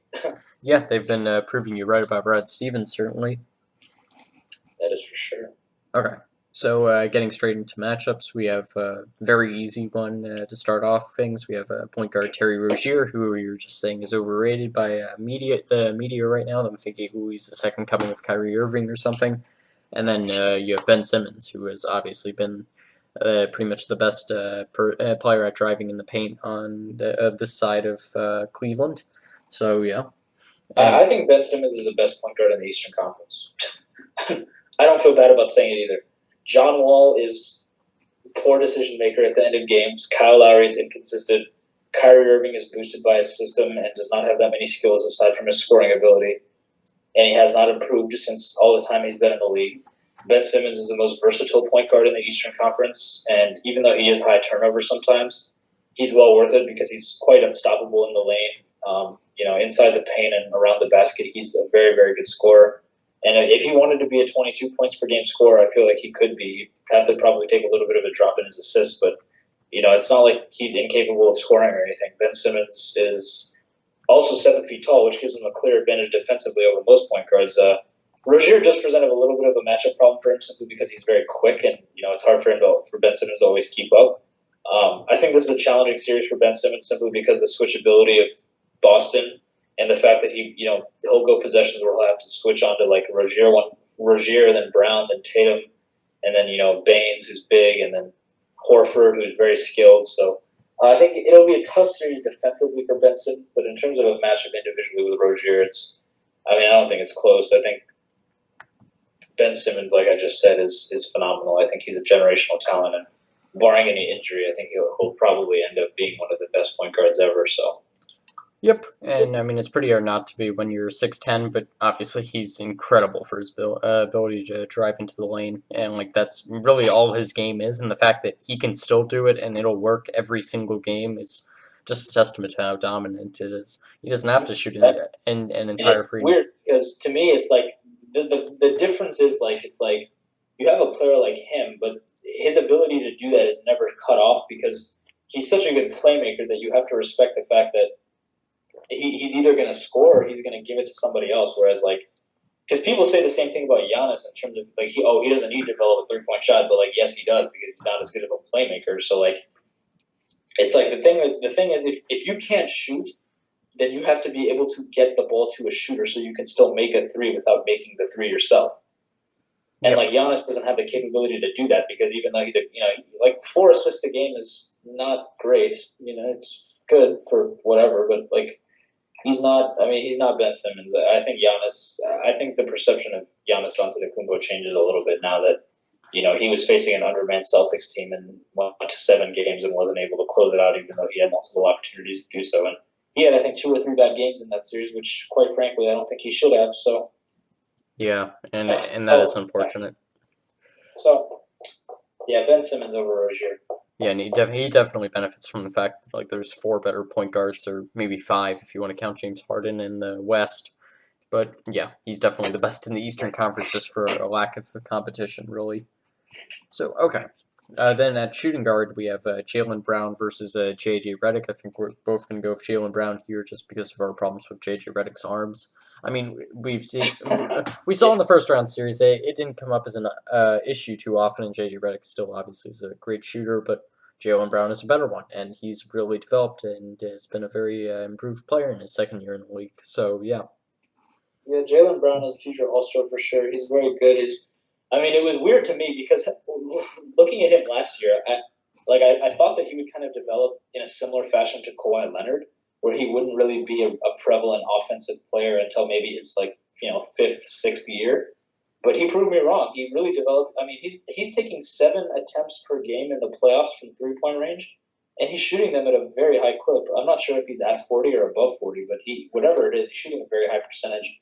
And 7 attempts per game is nothing to scoff at. That's how many attempts Klay Thompson takes per game. So, Jaylen Brown is doing sensational on both ends of the floor. And, who knows? Maybe he might end up being a player who's similar to Klay Thompson, just with a little bit more refined game inside. So, Jaylen Brown easily over J.J. Redick. J.J. Redick's a very one-dimensional player. He's never been a very good defensive player. Limited, obviously, by his wingspan, as we just mentioned. But J.J. Redick is also an inconsistent shooter. I think he gets a lot of praise for being such a good shooter, despite the fact that he's consistently played in very good systems for him to be a good 3-point shooter. For example, he played in Orlando in a system of shooters surrounding a prime Dwight Howard, which was very easy because he didn't get that much offensive attention. Yeah. Then for the Clippers with Chris Paul creating shots for him and the team having to worry about prime Blake Griffin and DeAndre Jordan dunking all over them. So that created a lot of open looks for him. And now he's playing with Joel Embiid, who's a monster inside the paint, and Ben Simmons is going to get him open looks. So it's not like JJ Redick is some sort of fantastic Steph Curry, Klay Thompson type shooter. He's really just he's closer to Kyle Korver than he is to anybody else. So Yeah, that's actually a pretty good comparison right there, Kyle but Korver. I mean, I would give Korver the edge. Like he's 3 inches taller. Korver for some reason, I don't know why, but he's 37 years old. But he comes around these hook screens and turns and shoots like he's like 27, which to me is highly impressive. I'm a big Kyle Korver fan. Yeah. Seems like a nice guy. So, but yeah, Redick is kind of, he doesn't seem as nice of a guy, so I don't favor him as much. And but even if I liked him, I couldn't say that he's better than Jaylen Brown, not by any stretch of the imagination. Yeah. Okay. So that's a shooting guard matchup. Then at small forward, we have two players that are remarkably similar. We have Jason Tatum versus Dario Saric. So they're about to. I haven't looked at the actual percentages, but I think they're very close in terms of their 3-point percentage. They're both obviously plus defenders. On offense, they're both pretty good at passing out of bad positions, and they're both pretty good in ISO ball. So honestly, I'm not sure who you take in this one. Well, simply because I feel like Jason Tatum is going to be a more featured factor on his team, I would have to say Jason Tatum. I feel like Dario Saric is going to get lost in the fact that the team is always going to be they're always going to want to go through either shooting from Covington or Redick or, two-man game between Embiid and Simmons. I feel like Saric is kind of going to be the lost man in their offense. Not to say that he's not amazing and can pull them out sometimes, but Jason Tatum is going to be featured as a primary scorer along with Rozier and Brown, and then you got Horford kind of taping everything up and making sure that everything's running smoothly and being their on-court coach while also contributing himself. Simply because Tatum's role, I think he's seen kind of more as the future cornerstone of this franchise, even ahead of, Brown and Irving and Hayward. I feel like more people point to him as, like, the Celtics are, I think, most excited about him and his development. I feel like if it came down to getting a trade for Kawhi, you definitely trade Brown over Tatum. So Tatum is kind of their prized gem. So I think they're going to be looking to feature him more in the offense. And I feel like the increased opportunities are going to make him the better player in this series. So for those reasons, I'll take Tatum. Yeah, I'm just going to call it a tie, honestly. I don't know who to take there. Okay, so at the next position, we have power forward. We have Marcus Morris versus Robert Covington. So we've obviously both been super high on Marcus Morris and how big of an impact he makes for the Celtics, whether he's coming off the bench or whether he's landing a couple 3-point shots or some excellent defense. But as we've said in the first round series, Robert Covington, he was the best defensive players in that Sixers Heat series. So he's obviously very good on that end, and also you can count on him for some 3-point shots occasionally. And he's not too bad at passing out of the post. So, it's kind of close, but I think we both lean Marcus Morris here. Yeah, I do as well. Yeah, Marcus, it's not even necessarily from the standpoint of I think Marcus Morris is the better player. It's simply because, Marcus Morris has just stepped up in such a way for the Celtics team that it seems like he's playing at a level that is higher than the player that he is. And I think that's impressive because it's really like a next man up mentality that he's adopted very well. And I just think that, Marcus Morris's ability to do things off the dribble, despite his size, kind of makes him more of a threat offensively while not giving up much defensively. Covington is the better defender, but I think the drop off in, Marcus Morris's offensive presence is much more outweighed by, it outweighs Covington's by a lot. And like I said, prevalence in this series, the Celtics are going to be relying on, everybody to do a good job. And so I feel like their players individually, they'll each play better than I think than the Sixers players will. It's weird because the Sixers are kind of they're in this thing where they have the two best players in the series, Embiid and Simmons. Yeah. They're playing through them, but the Celtics have a better team. So it's really coming down to the fact of the Celtics don't have the talent to match up with them, but they have the team mentality and the team spirit and the team fundamentals and just the coaching aspect of all of it. If they had Kyrie Irving in the series, I don't think we'd be having this conversation. In terms of, is this even going to be a close series? Because if Kyrie was there, then you'd have everything that the Celtics need. I mean, I think if they had Kyrie Irving or Hayward for that matter, if they had either of the two, they'd probably be the lock to make the finals out of the Eastern Conference, given how poorly Cleveland has been playing. So, um, yeah, I'm going to go with Marcus Morris just because I think the Celtics collectively, like, it's weird what I'm trying to say. Like, collectively, they individually each play amazingly because of like the burden that they each have to carry. So yeah, for that reason, I think Marcus Morris is going to be the more important, and as a result of being more important player, is going to be the better player in the series. Yeah, I can agree with that as well. Okay, so then we have the center position, and unfortunately for Al Horford, there's no contest. Joel Embiid is one of the best centers in the league. He's certainly one of the best defenders. He's one of the best three-pointing shooting centers. He's one of the best passing centers. He's one of the best at taking the ball up the court and dribbling it around. He's better at dribbling behind the back. You can even say that he's better in the pick and roll game and possibly even a better screener, even, which is incredible because obviously Al Horford is one of the best screeners in the league, but Joel Embiid can really do anything, and if he stays healthy, he can go down as like a generational center. Yeah, I mean Horford really the only advantage that Horford has is the fact that he's just more experienced. I don't think the veteran savvy though is going to be enough to make up for Al Horford's lack of, everything. Like I love Horford. He's a really good he's a good player, but he's not a superstar player. And just I mean the fact is like he's really a glorified role player at this point. He stepped up in the playoffs. Don't get me wrong, but just in terms of who he is as a player now is he's just not even close to the same standard as Joel Embiid is. And that's the case for being any point in Al Horford's career. He's never the player that he's been his whole career is not comparable to the player that Joel Embiid is now, and much less the player that Joel Embiid can turn out to be. So it's going to be Embiid pretty close, with a pretty wide margin for me. Like defensively, Al Horford is a great positional defender. He's in the right spots and he makes the right plays, but just his ability to actually change shots and actively involve himself in switching and all that kind of stuff, it's not going to be like Joel Embiid is going to take that by far. Like I mentioned earlier, I think Joel Embiid is the second best defensive center in the league behind Rudy Gobert. And obviously, I think Joel Embiid is the best center in the league because he's not limited by any sort of like Karl Anthony Towns still has a lot of strides to make defensively, and he choked in the playoffs. And then you have Boogie, who's never played in a playoff game, and people argue that he doesn't play winning basketball.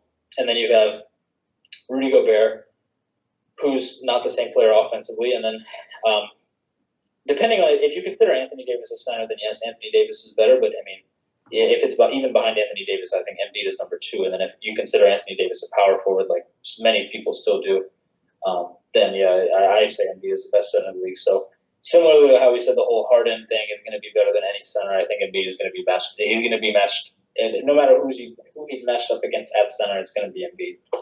Yep. Okay. So now we can move on to the bench matchup. This one really defined by Greg Monroe, Marcus Smart if he remains healthy, and Aaron Baines versus not Aaron Baines. Dang it, I forgot to get rid of that. Yep, he's still out for the season. Versus T.J. McConnell, Marco. Oh no, Aaron Baines is playing. I think you're thinking of Daniel Tice. Oh yeah, I am thinking of Daniel Tice. Whoops. Yeah, Aaron Baines is there. He's on their bench. He's not that great or anything, but he's there. Okay, so yeah, Aaron Baines is there, as you said. So I don't know, he can give you 1 or 2 screens, maybe screen the coach if he has to. Then you got Marco Bellinelli, T.J. McConnell, and then our favorite Ersan Ilyasova coming off the 76ers bench. Wow. It's close because you have shooting versus composure, in my opinion.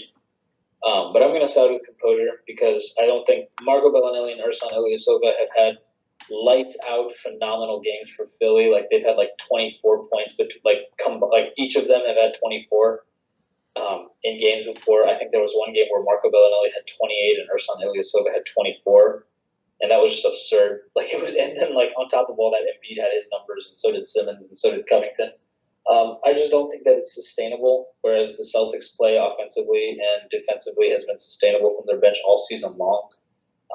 It's just they're much more consistent. I feel like, and you always get more consistency when your style is more defensive and gritty and determined rather than let's go out there and shoot a bunch of threes because if your shot abandons you, then so does the whole game. And the Sixers really are a live by the three, die by the three team. I mean, we saw that in game one. Like, they lost by 16 points because they only made 5 3-pointers. Yeah, I mean, I'm going to go with the Celtics bench because I feel like your bench is a kind of a extension of your coaching. And I don't know, we're going to have the coaching discussion in a second, I think. But, I mean, Brad Stevens far and away the better coach. So, Yes. as a result, I think the Celtics bench has a clear advantage just because of, they have much less of an opportunity to be inconsistent, whereas the Sixers bench is going to vary game by game. Yeah, and really we're going to have the coaching non-discussion here. Yeah, there's really nothing to say. We've talked about Brad Stevens' incredible play calling, incredible ability to manage the clock, call timeouts whenever a team is going on the run, his ability to put in players when he needs to, take them out when they're going cold, and just managing the egos as well, and getting everyone to buy into the system, and having a really good next man up philosophy where your point guard can go down, your starting small forward can go down 5 minutes into the season. Nobody's going to care. They're going to get more playing time. They should be happy about it, and everyone's going to just slide into the new role, and everyone's going to do just fine. So, yeah, that's the coaching matchup. Just in terms of what the favorite needs to do to win, for me, they have to keep getting awesome production out of Terry Rozier, Jaylen Brown, and Jason Tatum. If they start to go cold, the Celtics are going to run into quite a bit of trouble. They also have to get Horford to continue his awesome ball movement, because that was really helpful in the first round. And then don't let the defense just fall apart, because if the defense goes down, then the 76ers are just going to run through you, and you're going to lose by like 150 points or something. Then what the underdog needs to win, don't let any of the players run through you and get production, mainly out of the forward positions. And then make sure you keep getting production out of Ben Simmons, and keep the Ben Simmons to Joel Embiid connection rolling fine. And, yeah, just don't slow down your offense. Yeah, I mean, Brad Stevens is just Brad Stevens. I mean, he just needs to do what he needs to do for them to win, and he just needs to make sure that everybody stays composed and doesn't feel the moment is too big, which they don't. And, they just have to literally just stick by what they've been doing all season, which is just have a mentality that they're not at a disadvantage. They've been doing an excellent job with that. If they keep that up, then it's going to be great for them. And then if the Sixers want to win, then Simmons and Embiid, just be the best players in the series, step up and take it, and make the teammates around you better, and just do it, because you're facing an inferior talent, and you don't have an excuse. So, another thing about the Celtics in general is, like, they have no pressure to win. Like, they're literally playing a bunch of young kids. Like they have just this weird assortment of players who've been in the league for a few years, old players, and then young players, and then then the Sixers are a similar thing, but they're relying more on their young talent, and their young talent has more pressure to win, because now there are people who are saying, "Oh, they're going to win the Eastern Conference. Oh, they're going to beat LeBron. They're going to do this. They're going to do that." And the Celtics just the Celtics have been written off essentially since Gordon Hayward got injured. I don't think people saw them as a legitimate contender ever since at 5 minutes into the season. They stopped seeing them as a legitimate contender because they didn't think Kyrie Irving and a bunch of kids was going to be able to lead you to a conference championship, but.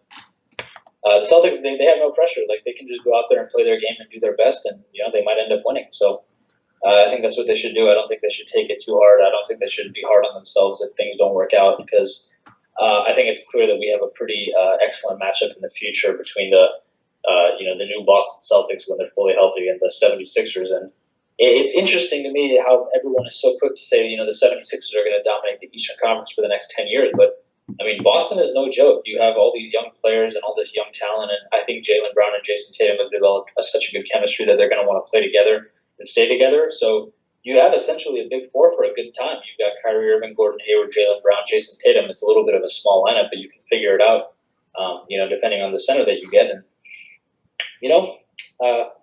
it's going to be a great matchup for the future, and hopefully it's a great matchup for the rest of the series.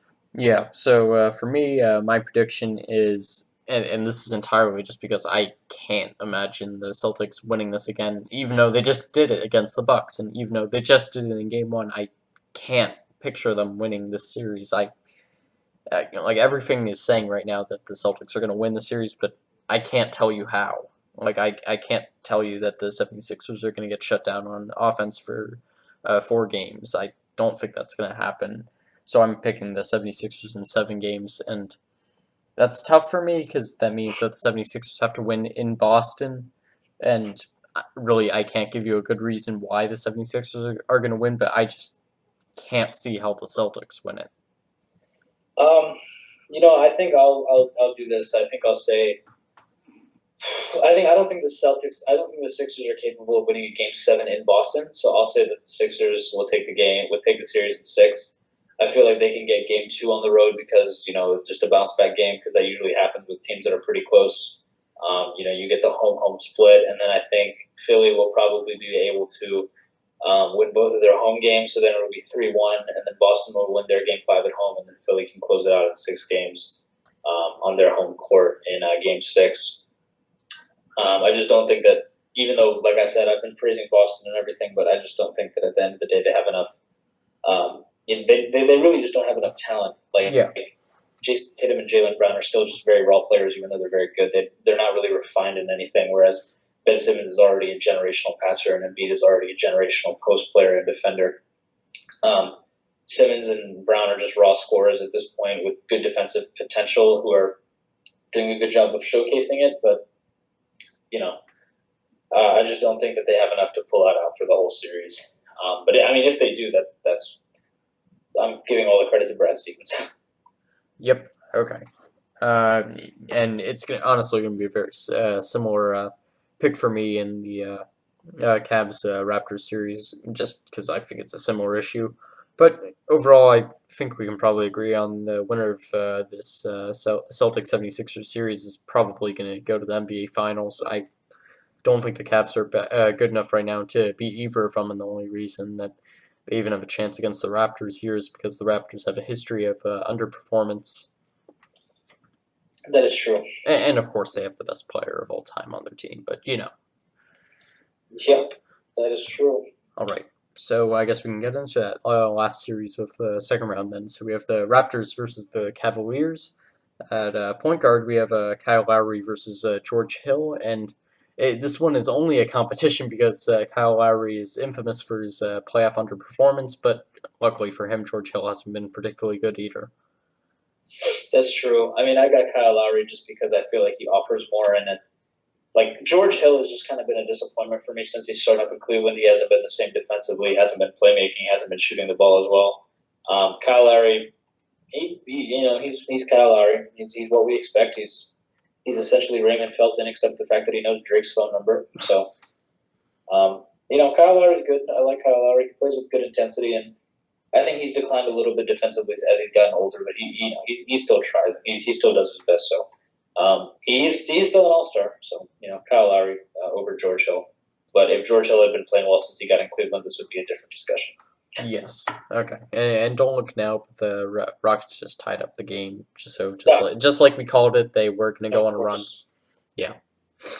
All right. So back to the matchups. We have at shooting guard DeMar DeRozan versus Kyle Korver, and luckily we don't have to worry about that much playoff underperformance for DeMar DeRozan. Obviously, he can get a little usage heavy. He can get a little ISO heavy, but luckily for him, Kyle Korver can get a little no defense heavy. Yeah, I got DeMar DeRozan. He's a star player. DeMar DeRozan has his issues as a player, but Kyle Korver is not even he's really just he just turns corners and shoots threes. He's not really he's not an integral piece of a basketball team at this point in his career. He's literally just out there so he can flick his wrist a couple times from the corners. So DeRozan pretty easily at this point. He's better defensively, better scorer. He's literally everything better except just not a better shooter. So yeah, okay. So that's a shooting guard, small forward. We don't even have to discuss. LeBron James will beat anyone already, but he's definitely beating C.J. Miles. So yeah. Yeah, C.J. Miles deemed to be one of the LeBron stoppers.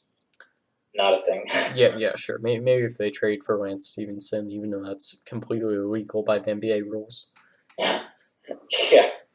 C.J. Miles, Lance Stevenson, P.J. Tucker are apparently the LeBron stoppers, along with I don't even remember. There was one more player who was never actually that good.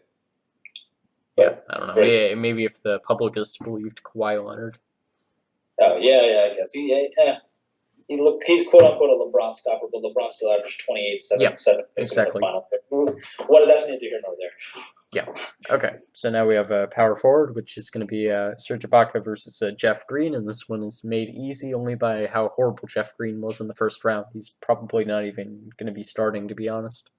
Yeah, Serge Ibaka is. I mean, even though he lied about his age, definitely he's still good. He can shoot the three and still play defense at a high level. But the only reason to anyone listening wondering why I make that joke about Serge Ibaka's age is because he played at such an amazing level defensively a few years ago, but all of a sudden it looks like he's declined. Like he's aged 10 years, even though he's quote unquote 27. To me, that's not the truth. I feel like he was probably 27 then, and now he's kind of in his early 30s, and that's why he's not the player that he used to be. But regardless, he's a better three-point shooter than Jeff Green, and that matters. And Jeff Green is very strange as a player. He can be very impactful, but very useless. So, Serge Ibaka, just because I think the consistency is better. Yeah, and I had a lot higher expectations for Jeff Green coming off the Grizzlies, but he just hasn't been the same player since. And obviously, he's past his prime, but you got to get more production out of him. Like right now, the Cavs can't trust him for any offense. Very good game one, though. No, he did, but I mean, that's it. Yeah, so far that has been it. And then center, the matchup that I'm dreading talking about. Yeah, so we have Jonas Valanciunas versus Kevin Love, because I think that Tristan Thompson is still relegated to the bench here. Yeah, I mean, this is going to... It literally hurts me to say this, but I have to go with Jonas Valanciunas, literally just because Kevin Love is horrible. He's had the worst playoff series of his entire career. He averaged 11 points on 33% shooting from the field, and then he played worse in game one against Toronto. Like, I don't know what it is about him, but there's just something wrong with him. The moment is too big for him. His hand is broken or something.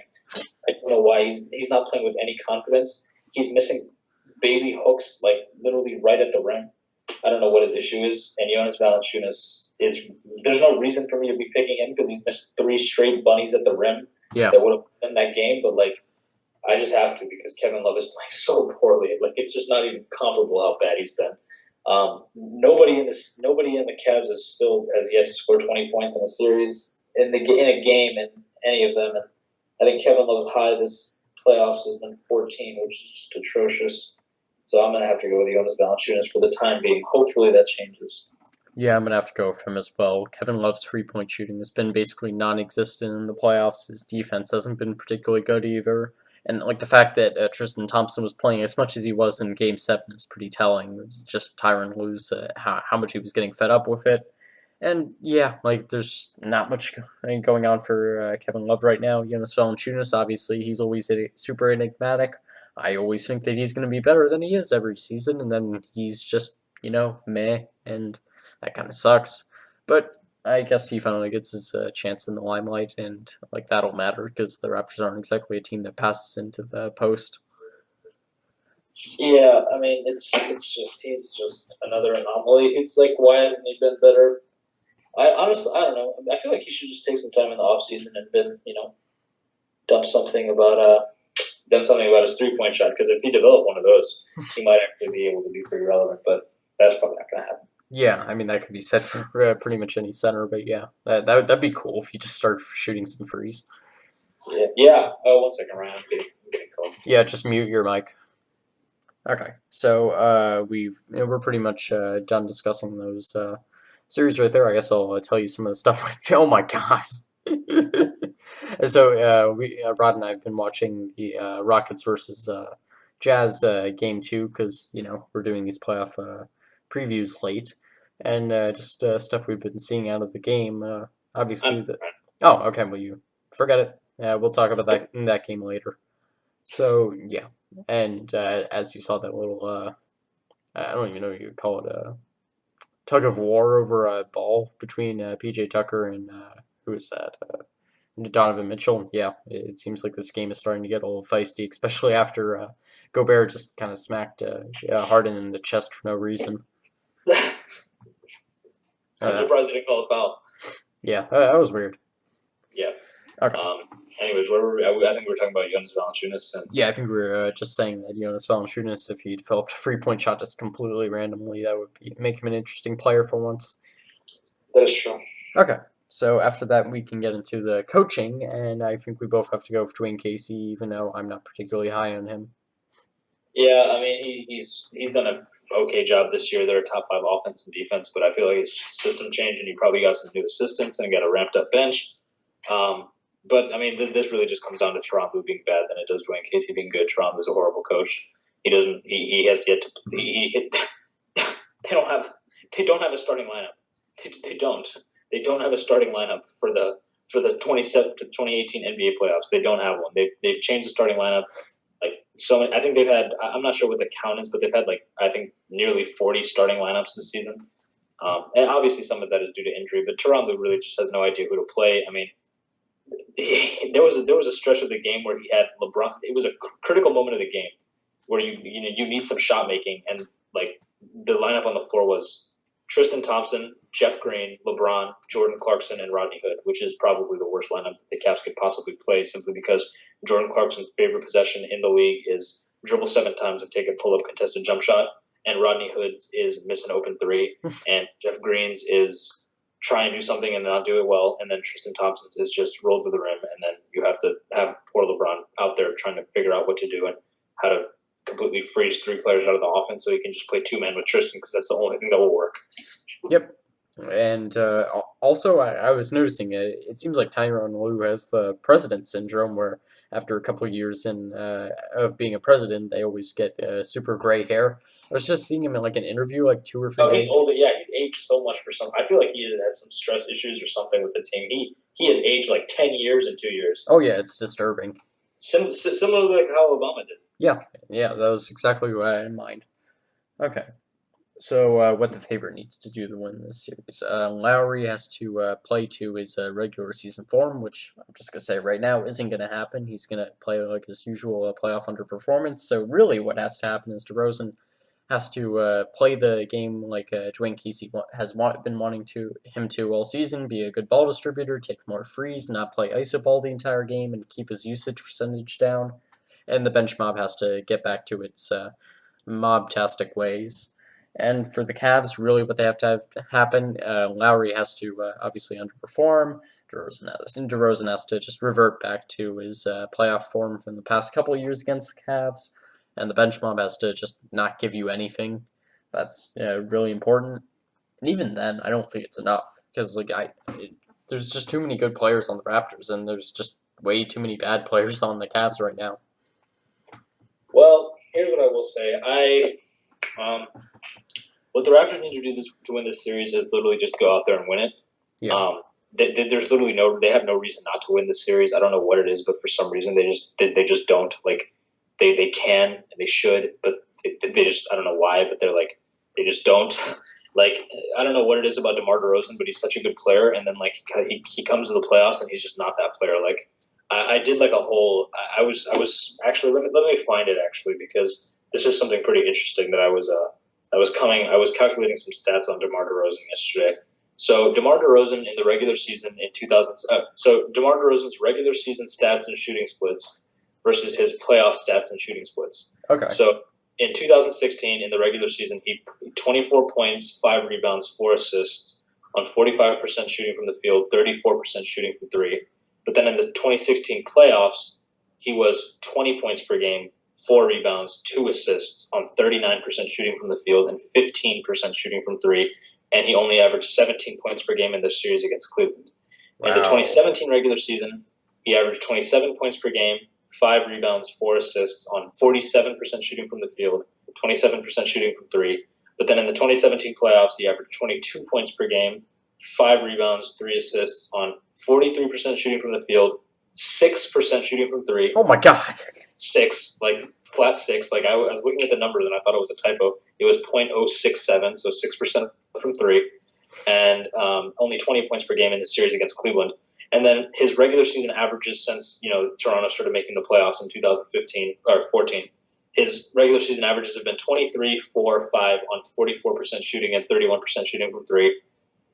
And then his playoff averages have been 21, 4, 3, and then his shooting from the field has been 40, and then his shooting from three has been 20. And his 40% from the field is not like a high 40 that's almost 41. It's like 40.3. So a couple of missed shots would have him below 40 for his playoff career. And I don't know what it is about him that just makes him not the same player in the playoffs. But whatever it is has to stop for the Raptors to be successful, especially against Cleveland. He just seems really tentative to take the ball into his hands in the last couple of possessions against Cleveland. And it was a shame to see that yesterday because he was playing very well and he was making really good defensive plays, and he had some really key blocks that, helped them stay in the game and not lose control of the game. And it just gave the whole crowd energy and everything. But then it came down to the final moments, and Fred VanVleet was shooting their two most critical shots in the game rather than their two stars. So it's just a weird thing what happens to, Kyle Lowry and DeMar DeRozan in the playoffs. I don't know. It just seems like the moment is an interesting time for DeMar DeRozan at the end of games. But whatever it is that they need to overcome it, and then for the Cavs to win, and that's literally all I think Toronto needs to do to win the series. I really just think that either one of Kyle Lowry or DeMar DeRozan just needs to get over whatever it is that's holding them back. Because if you just get good, consistent play from one of them, then Cleveland just doesn't have enough talent to, in my opinion, overcome that. Yeah. Unless, of course, they, for some reason, start playing like a really good offensive team again, which I don't think they will do. But yeah, how crazy would that be if they just all of a sudden started playing amazing defense and amazing offense, and it's just they got over. Defense has been okay thus far, I think, in the playoffs, because they did a good job against Indiana, but Indiana's not a high scoring team anyway, and they held Toronto to 113, even though they were top 5 offense in the regular season, so that wasn't horrible. Or they held Toronto to 112, excuse me, but. If Cleveland just gets it together offensively, then they can have, because this was their highest scoring game of the playoffs thus far. I think they only the highest they scored prior to this 113 yesterday was 105 in Game 7 against Indiana. So slowly but surely they're finally starting to score a little bit more. But what Cleveland needs to do to win is they have two options.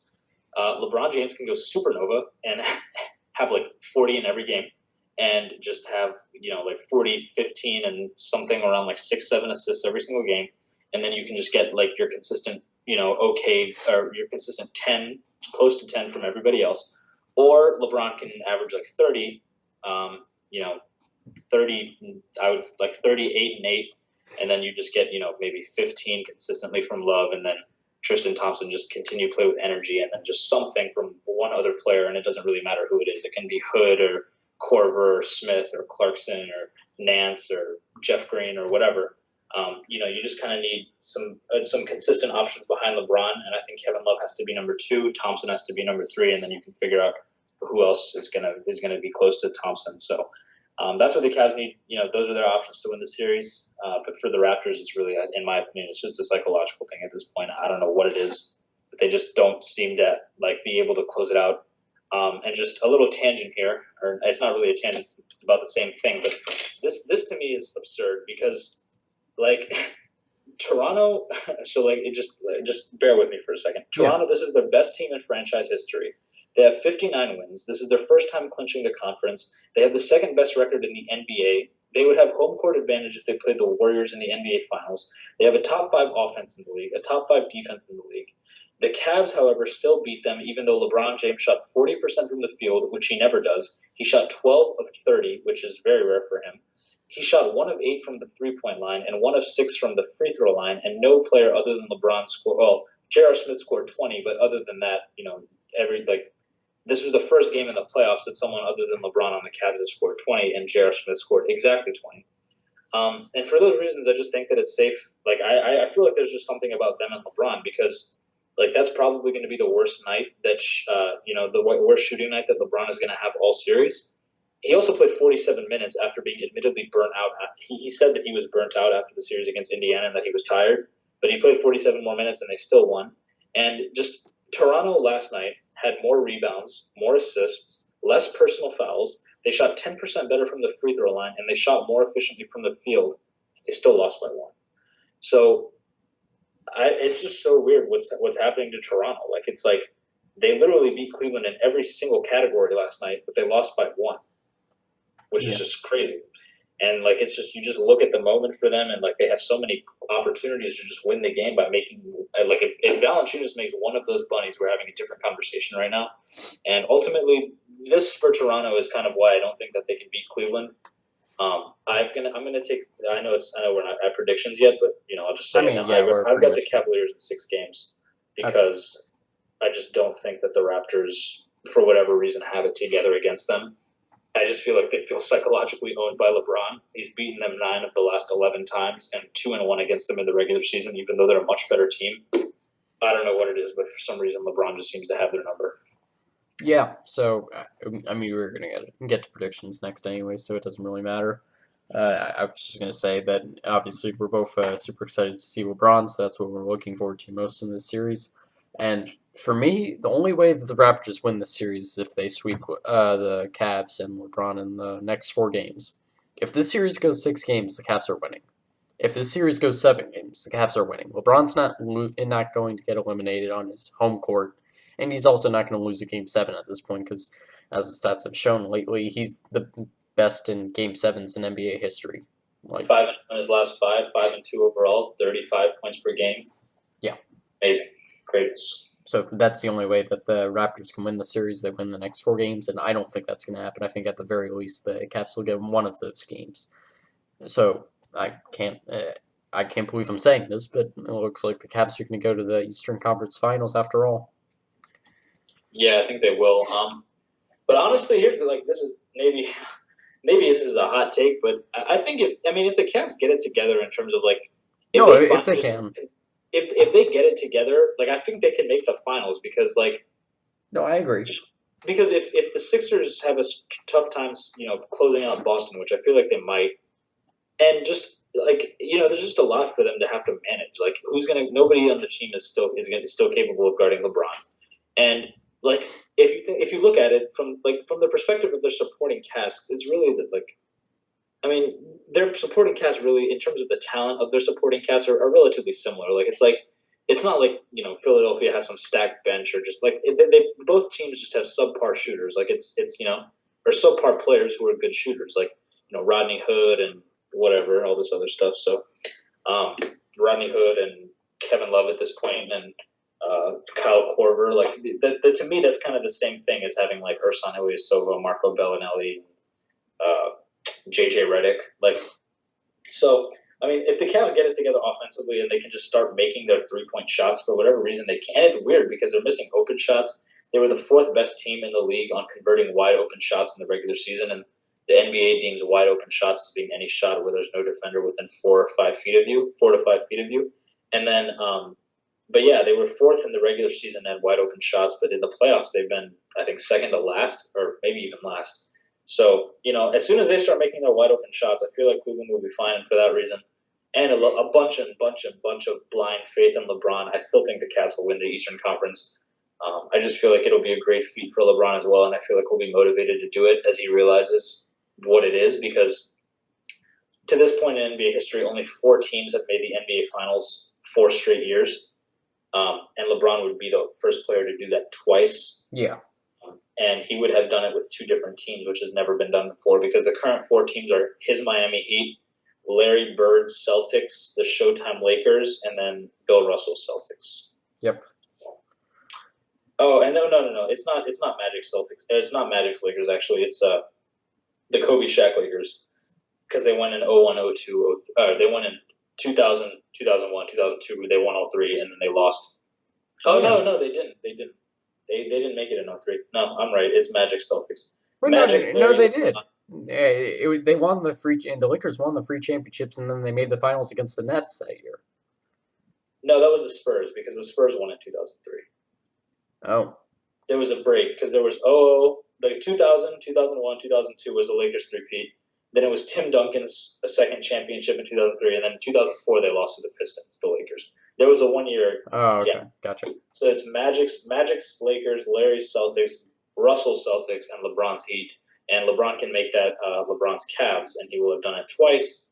And that's just another argument to show why he's one of the greatest players, if not the greatest player of all time. So, yeah, that's what I think. It's hopefully I want the Cavs to make it because I love LeBron James. But I won't be opposed to it if he doesn't make it because it'll be cool to either see the Sixers or Celtics or the Raptors, even though I don't think that's plausible. Break through. I mean, if the Raptors broke through, honestly, that'd be great for them. I'd be really happy for them. Yeah. Like, I feel like by this point, I feel like psychologically they just deserve it to get this monkey off their back finally. But that probably might not happen. There are already people out there like Skip Bayless, not even a LeBron fan, predicted that they'll sweep the Raptors simply because he doesn't have any faith in Toronto. And then you have Chris Broussard, another good NBA analyst, who thinks that it's possible that they'll sweep them, but he also has Cavaliers in 6, just like I do. Yeah, and it really does suck for the Raptors because they had a fantastic season, but there is something about them in the playoffs where they just can't get their act together, and like it's costing them all these times. Yeah, I don't know. I feel like maybe they didn't win 60 games on purpose, so it wouldn't be that stigma. Oh my God, they were a 60-win team and they got swept. Yeah, maybe. Like the 15 Hawks. Oh yeah, okay. So yeah, so that's all of the series previews. Okay, so I guess something that I want us to do real quick is just go through all of the game ones and not really describe them in any detail, really just how they changed our perceptions of the series and how they informed our predictions for what would happen. So I guess we'll start with the game that happened first, the Warriors versus Pelicans game one. How did that change what you were expecting out of the series? Well, it disheartened me a lot because the Warriors blew them out. I didn't expect that. I thought the Pelicans would go in there with a stronger mentality, seeing as they did have more rest. They're the most rested team in the playoffs coming into game one of the second round. I thought that they would be able to capitalize on their rest and maybe make it at least. I didn't think they would win game one, but I thought that they could make it a close game. But they disappointed me. They got blown out even though Steph Curry wasn't there, and that kind of changed my perception of the whole series because I was like, oh my God, if they can't keep up with them without Steph Curry, imagine what they're going to have to do when Steph is back. And that was confirmed by game two. So, just in general, I kind of lost faith in the Pelicans beating them or upsetting them after game one. It kind of seemed like one of those series where it's like, you doubted it before it started, but then as soon as the series started, you knew that it was over. Yeah, for me, the biggest thing was seeing Drew Bledsoe get absolutely shut down by Klay Thompson, and the fact, and just Anthony Davis wasn't able to get anything started against the Warriors in the post, and he also wasn't able to defend them all, and like at all. Like they were lobbing it a ton to Kevin Durant, and like he just wasn't able to stop anything, and like it was bizarre because like it was weird. Anthony Davis was having not a great game. He had 21-10, I think, which. I mean, that's not a bad game, but like in a situation like that, I kind of expect more 30 and 15 than I do 21 and 10. So yeah. So that was obviously disheartening because we both wanted to see a competitive series against the Warriors, maybe put some pressure on them. Because while I have nothing wrong with them making a fourth consecutive NBA Finals, you obviously do. So, yeah. Yeah, I mean, like if they do, like they deserve it, obviously. No, of course, but because then it'll just be another good cool thing to say, like, oh yeah, LeBron beat one of the teams. And one of the reasons they didn't win 4 straight was because of LeBron. Yeah. Okay, so that's the Warriors versus Pelicans. Then we have the Rockets versus the Jazz in game one. The biggest takeaway for me was that the Jazz's offense is in trouble at best. And like at worst, it's completely immobile, and they have to rely on isolation players and wide open frees to score points.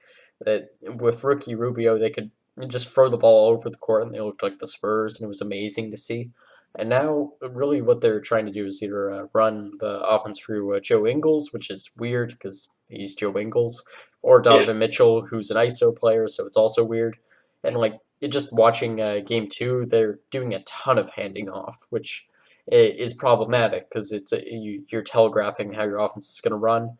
And like actually, just something I've been seeing in the fourth quarter a lot, they're running the offense through Jay Crowder of all people, which has been absolutely bizarre to see. I mean, I guess it kind of works when he's knocking down a bunch of frees, but like he's a lot like Draymond Green in that sense. He's very hit and miss. Yeah, I mean, taking away from Rockets Jazz game one, it's kind of like it's just another one of those inopportune injuries that you kind of didn't expect to be as catastrophic as it was. Kind of like Andre Robertson to the going down for the Thunder earlier in the season. It's just even though they didn't really their impact didn't show up in the stat sheet necessarily. It's just their presence there made the team such a different team, and that's what I feel Ricky Rubio was for them. I was explaining to someone earlier this week that despite Donovan Mitchell being seen as quote unquote their best player, the reason that their offense and everything, the reason that they're so successful is literally because of Ricky Rubio running everything. And like Ricky Rubio creates everything for everybody else, whereas Donovan Mitchell just creates all of his buckets for himself. Like it's not like Donovan Mitchell never goes to the basket with the intention of giving it to another teammate, or he doesn't receive the ball with the intention of passing the ball. He only ever passes it if he himself can't score the ball because whenever he gets the ball, he's looking to score the ball. Yeah. So Ricky Rubio was extremely important to their team, and after he went down, I kind of lost the faith. I lost faith in this being a competitive series when I realized how poorly the Jazz's offense was running, and I feel like people aren't going to look at it this way because they're just going to think that Houston is such a good team. But I feel like to me at least, it further validates my idea that Donovan Mitchell really is not all that valuable. Because if he was as good as people were saying he was, then I think they'd be able to at least win 2 games. But the fact is, it's not about Donovan Mitchell. It's really the head of the snake in terms of having Rubio, Gobert, and Mitchell all out there at once because they cover everything you need in terms of defense, rim protection, rebounding, passing, playmaking, perimeter defense, and scoring. So without him, I mean that kind of changed my perception of the series prior to even starting. But game 1 was just confirmation of that.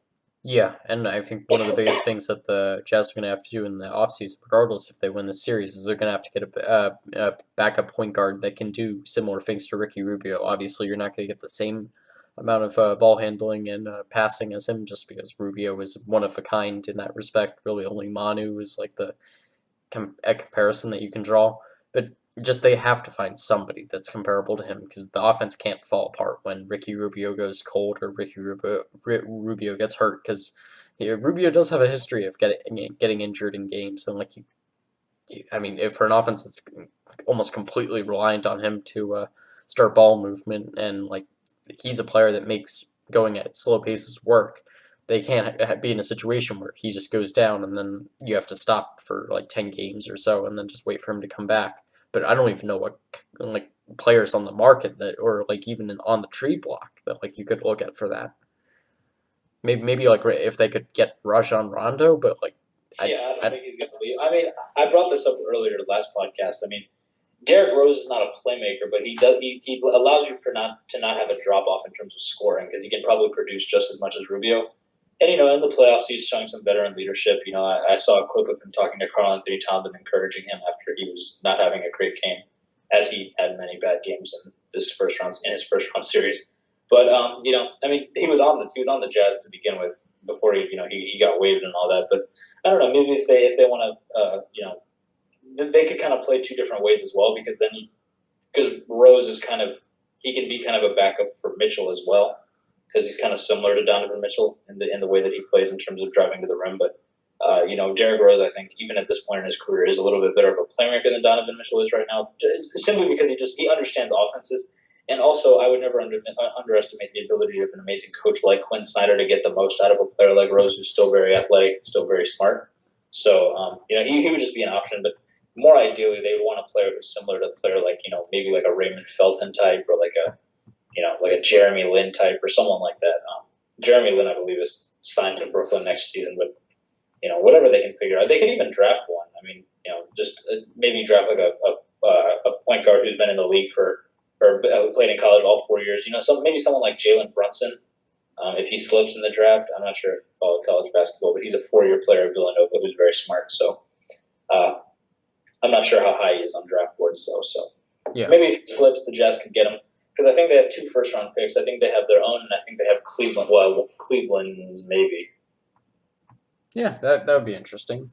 Here, what if the Jazz traded for Jose Calderon? Because the Cavs certainly aren't making any use of him. Yeah, it's weird. It's weird how that is because the Cavs are 23-9 with Jose Calderon in their starting lineup in the regular season, which I don't know. I'm not sure the pace that is, and that's almost a third of the season. So. Yeah, I mean, it's over a third of the season, actually, I think. But, I mean, yeah, that could work for them. I don't know. I feel like Jose Calderon might actually consider retiring at some point. He's 38 as well. Yeah. We'll see what they can get. I mean, I don't think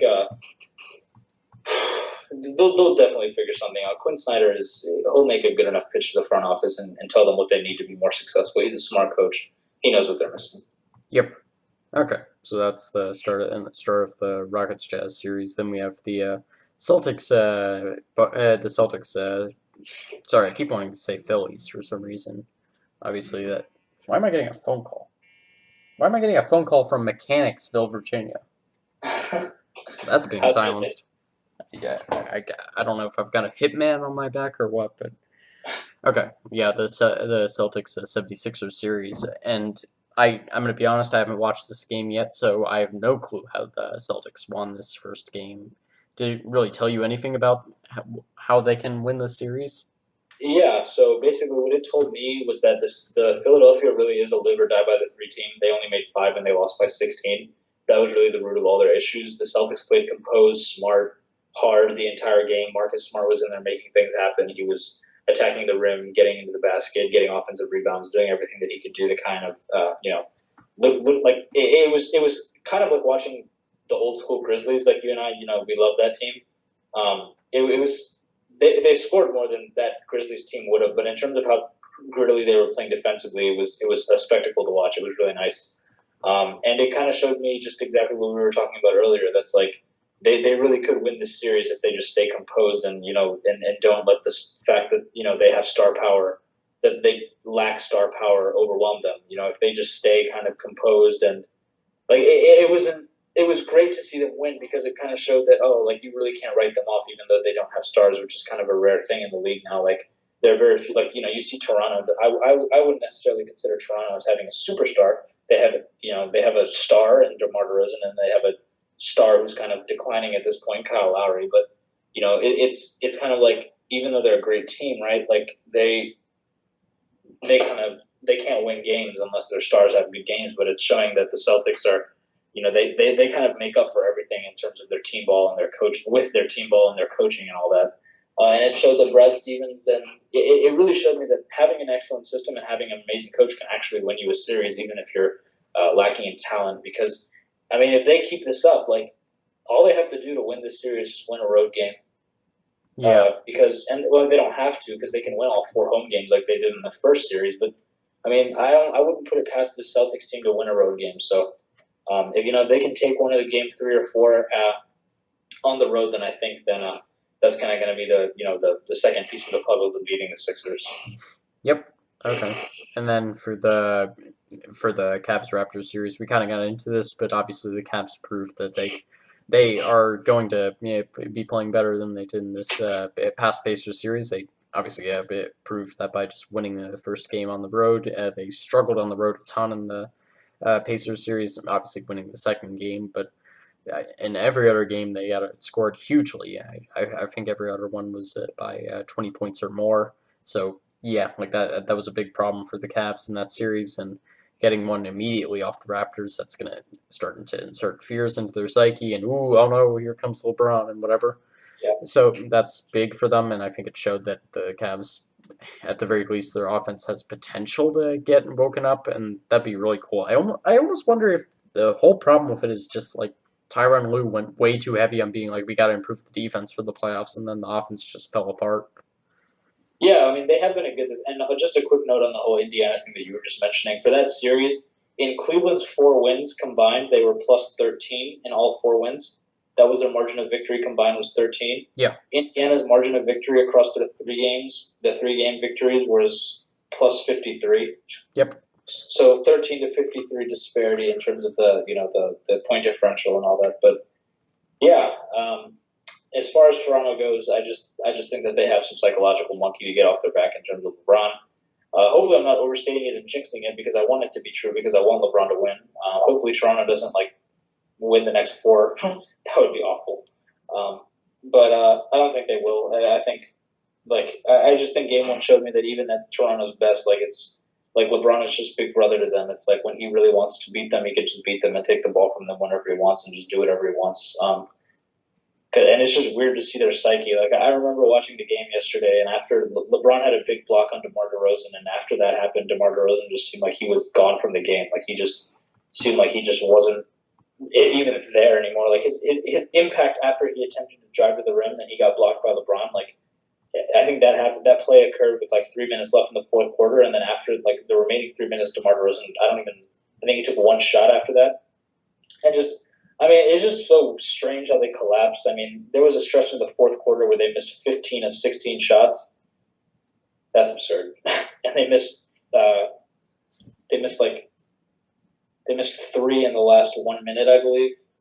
And Fred VanVleet took both of their big shots. It just kind of like the Raptors had this issue where they play such good team ball and such a good game for 45 minutes, and then it gets down to the last 3 minutes, and they try and go ISO with their star players, even though their star players aren't good enough to go ISO against certain teams.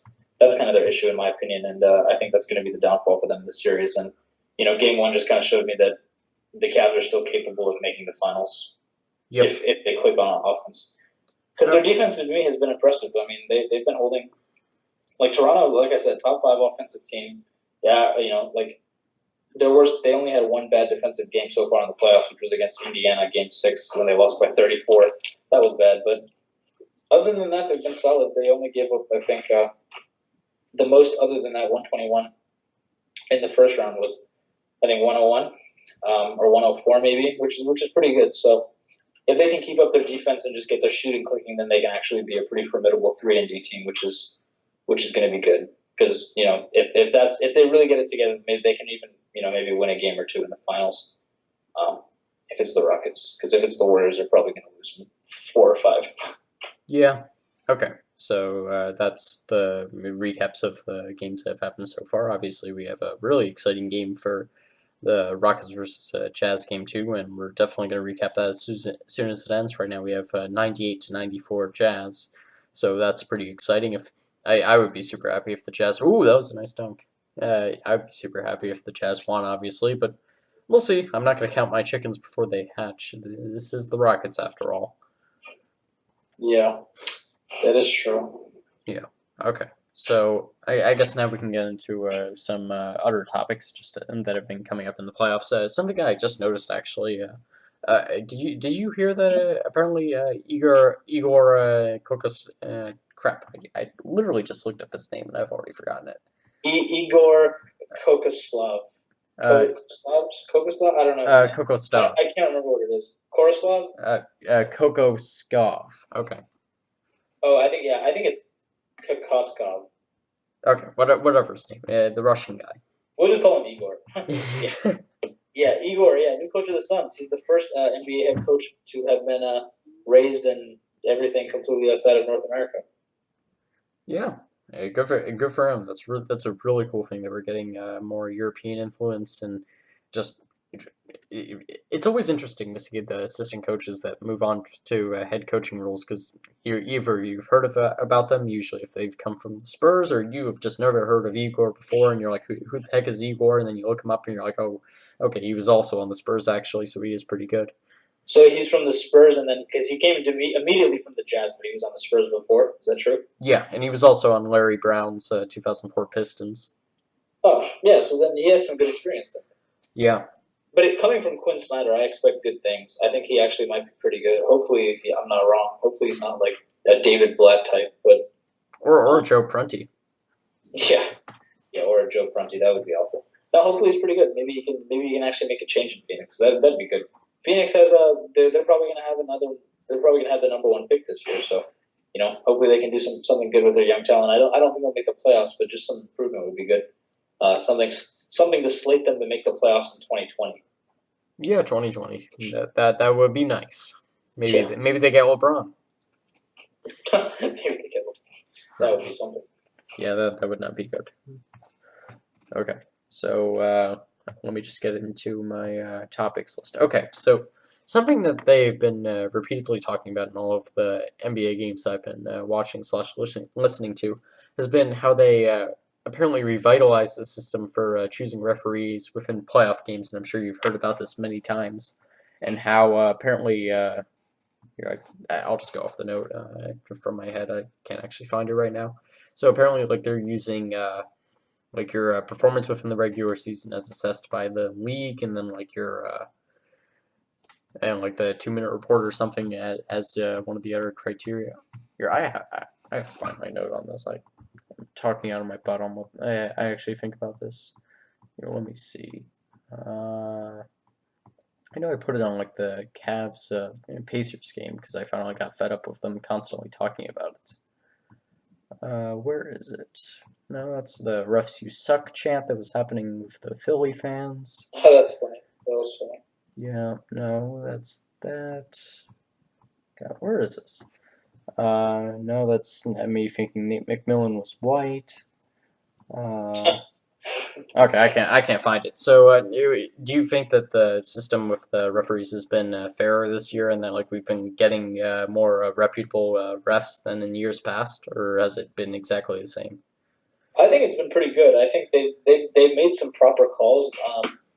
You know, they're being more strict, which I think, obviously I like it sometimes and I don't like it sometimes. Like there was a play in the Raptors Cavs game where LeBron was just contesting a three, and Serge Ibaka landed on his foot, but like it was very very clear that LeBron didn't extend his foot intentionally. Like it was just where he was standing when he contested the shot, and that was called a foul on LeBron. But technically, it is the right call, so that was a good. And then there was an elbow to the face from, Kevin Love gave DeMar DeRozan an elbow to the face, and that was called a foul. And some people dispute on Twitter like that's not a foul. You can't call that at this time of the game. But it's nice that the referees they're really not. They don't seem to be considering all that stuff about like like it's this time of the game. It's this, it's that. It's all they're kind of doing a good job of just blowing the whistle when they feel like it's warranted. But that being said, there have been some blown calls like that. The goaltending call in Game 5 of Indiana Cleveland that could have changed the complexion of that series. But for I think it's been fine. I think the only issue that I have with it is the one referee who's ejected LeBron. LeBron James has only been ejected from a game in his career one time, and it was this season. And the referee who did that, his name is Kane Fitzgerald, I think, or not. Yeah, his first name is Kane. Maybe I don't know what his last name is, but his first name is Kane. And he is one of the referees for the playoffs. I prefer for him not to be there because he kind of seemed one of the newer, more emotional referees who kind of like doesn't really give you a pass and all that stuff. So, he's probably the only one that I would have an issue with, just because I feel like it says something about LeBron's character on the court if he's only been ejected one time in 15 years, and it was from that one referee who it was a one technical ejection too. It wasn't even two techs. So, he's the only one that I have an issue with. Otherwise, I think the rest have been pretty fine. Yeah, and like it seems like it's a lot of the refs that you would always expect. Like I would say I kept expecting to see Ken Maurer in the series, and like he was doing like one of the last ones in the first round. I couldn't believe that I hadn't seen him yet. And I'm like, wow, is Ken Maurer really not here? But yeah, he eventually made it. But so that's really one of the only refs that I actually know by name, and that's probably a good thing to be honest. Yeah, I know Ken Maurer, Joey Crawford when he was still reffing. Yeah, I know Lauren Holtkamp because she's the only woman. I think she was actually in one of those series. I forget which one. She might be. She's one of the more reputable refs. People say that she makes good calls. I personally don't think she makes the best calls because she has a lot of people. She's one of the reasons Chris Paul's not in the conference finals. But again, that's another thing. And then there's one African American referee, but I can't remember his name off the top of my head. That's pretty well known. Yeah, I'll look at a list of the referees' names, but in the meantime, something that the commentators were talking about while they were doing this, I forget which group it was, so they were mentioning how, like, apparently there was a similar system going on with the commentators, and, like, the best ones from that will move on to the next rounds. Now, I'm not going to ask you what you think about that, but what I am curious to see is if you have a favorite either commentary team or, like, an individual commentator for the NBA, because I know that's something I always think about for baseball, but I haven't. Don't like. There are a lot that I don't like. Okay, well, I'd love to hear which ones you don't like as well. Yeah, so I love Mike Breen. He's always very enthusiastic. He popularized the bang when someone hits an important shot at the end of a game. Bang, that's always memorable. I associate like that word with like all these crazy shots now, and that's pretty cool that he was able to do that, capture that.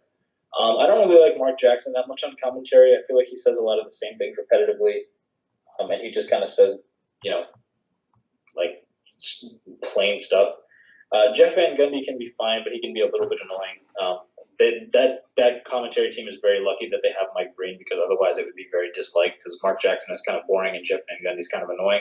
Mike Breen is a really good, he's cheerful, energetic, and smart, and he does a good job of.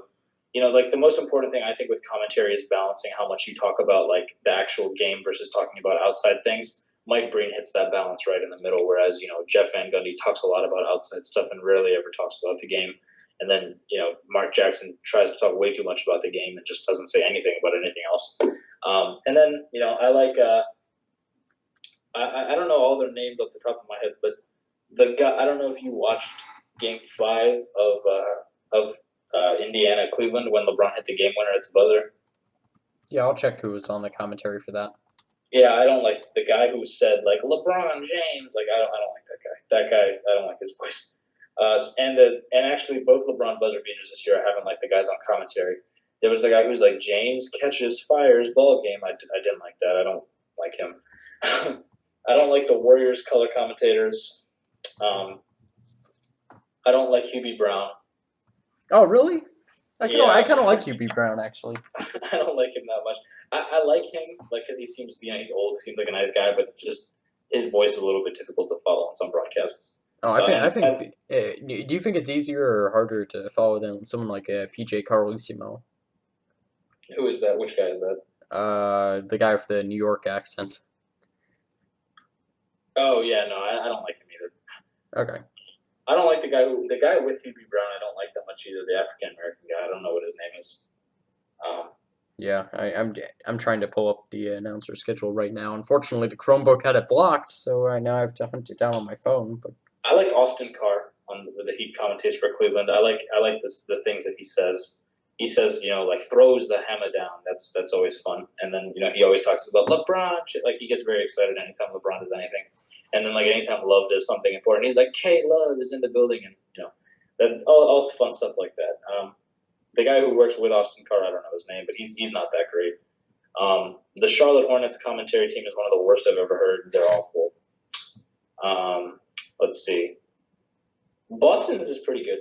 They're nice and monotone, but they still give good excitement. Probably my favorite is the commentator for the LA Clippers that says "Me oh my." Do you know what I'm talking about? no, I have no clue. Yeah, he commentated all of this like stuff with Blake Griffin. He'd be like, "Me oh my," and like all this. Oh wow, the Jazz are up 12. Yeah, I know. It's been incredible. Let's see. Let's watch the end of this game. Oh, Harden. Oh no. Yeah, is he hurt? No, he just got a free.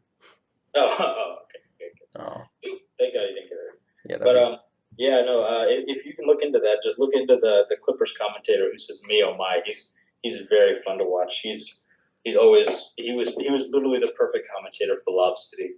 Yeah. So okay, the guy who did commentary with Huey Brown was Mark Jones apparently. So yeah, he's a little boring. Okay. Yeah. So there's Mark I Jones. like Forsberg. She does a good job when she commentates. Yeah, she does a fantastic job. Yeah. She is a pretty good commentator. Yeah, they put her on the sidelines too often. Yeah, I know. She should be more in the booth. Yeah. Her, Green, and someone else. Okay. So, did you say it was the Pacers Game 5? Yeah, Pacers Cavs Game 5 in Cleveland when LeBron hit the game winner. The guy who was he was yelling at the buzzer. He was like, I don't even remember what he said. He was like, "LeBron James." Okay, so it was either Ian Eagle or Brent Barry. So I'm really gonna hope it was Brent Barry because I was actually gonna say Ian Eagle's actually my favorite commentator. Which one is? Oh, is there only two of them? Yeah. Well, there was also Allie Force, but I don't think she said that. Was it Game 5? Oh yeah, no, I don't really like Brent Barry or the other guy. Oh, that sucks. Yeah, but I mean, but it's not that it's really not like throughout the game that I don't like him. It's really just like when he yells. Like, yeah, there are no. He does get good insight throughout the game. It's just when he was yelling at the end, it was like LeBron James. That was a little annoying, but yeah, Barrett's kind of boring as well, though. Yeah, it's kind of hard to get the yelling right as an announcer.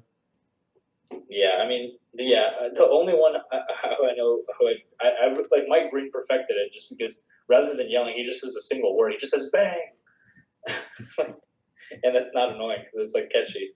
Because then it's like when you watch it yourself, you're like "bang," and then it's a good catchy thing that he came up with. Yeah, that is pretty good. Okay, so that's the announcer thing. Okay, so something else that really is a holdover from baseball for me is like I love looking at the different stadiums in baseball because it's a really cool thing that like all of the stadiums have a different dimension. Now, obviously in basketball that's not a factor, but regardless, do you have a favorite stadium and like a least favorite stadium or arena or whatever?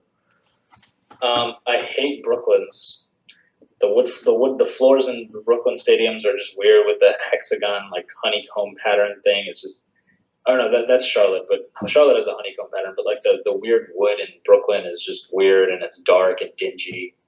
Um, I like let's see. I like Cleveland's. I think Cleveland's has good colors. The Raptors is nice, but it seems a little dark as well. The Warriors, I don't like the Warriors really necessarily as a team, but they do have an amazing home court. It's always lively and energetic, and their stadium is very nice. And the Kings' new building, the Chase One Center, is nice. The Jazz's building is nice. The Thunder have a nice building. Other than that, those are probably. But I mean, there are a lot of boring ones as well. Like I feel like the Toyota Center where Houston plays is not that exciting. Talking Stick Resort Arena where the Suns plays. Yeah, it's also the worst named. TD Garden, I think, is TD Garden and Madison Square Garden. In my both of those are a little bit overrated. I don't really like. I'm sure the area around them is great and all that in Boston and New York, but the stadiums themselves really don't. They don't speak to me at all. I really don't care for them. Yeah, the only thing I like about TD Garden is those little corner tables that they have on like the corners of the court that like you can just come up and sit at. I don't. Yeah, those are nice. Yeah, I don't understand why those are there, but I like the touch. But yeah, Yeah. my favorite would have to be Golden One Center. We can say that Brandon Divic is a horrible basketball operations person, but he's a really good financial owner. Yeah, he does good in terms of like, I guess running the team without like running the team. In a way, like Yeah, running the team from an exterior perspective, not really the actual basketball of the team. yeah, and that's always the problem with owners. If you get a bad owner, like you can't get rid of them. Yeah, that's really unfortunate. And also that like the NBA forces and not even majority stakeholder, the plurality stakeholder. So that just means you can have even less than 50% of the actual team owned, and you get 100% of the say over how it's run. So I mean that's a really stupid thing that the NBA does, but they require it. Yeah, the Pistons' new arena I think is overrated as well. Don't think it's very nice. The Bulls, the United Center is very classic. It's good. That's I've been in the United Center. It's nice. Yeah, it's also one of the biggest. But something I was looking up also because I was curious to see if like other stadiums in the world like went over the around 20,000 max capacity for these stadiums. And I was looking at a basketball arena in the Philippines that's literally 50,000. It holds 50,000 people, and it's an actual basketball arena. It's not like some Olympic stadium that got converted. It's meant for basketball, and it's literally 50,000 people. That's crazy. Yeah, it's the most ridiculous thing I've ever seen. It's like what do they call it? It's like the one of those concert halls that's like shaped like a bowl. Oh, wow, that's nice. It's absolutely bizarre. Did you see that James Harden good defense on Donovan Mitchell just now? Yeah, he's playing hard. It's pretty. Hopefully, he makes both these free throws. Yeah, I kind of want Houston to win. I'm kind of hoping for some overtime. Oh yeah, that would be good. I think that if any team is capable of doing it, then Houston can. Yeah. That is for sure. For anyone watching, the score is 1-0, or for anyone listening, it's 104, 111, 146 left in the game at the time of this recording. Yeah. So, how many actual NBA games have you attended in person? I've only been to one, actually. Oh, okay. Oh, well, It was in. I think it was in. It was last season. Dwayne Wade was on the Bulls. I remember going to it because it was the Bulls and Sixers in Chicago, and I was very excited because I thought I would be watching Joel Embiid, and then I'd get there, and then they announced Joel Embiid is not playing tonight, and it's like, oh, that's annoying. So that was the first time that I really felt the whole stars resting issue personally.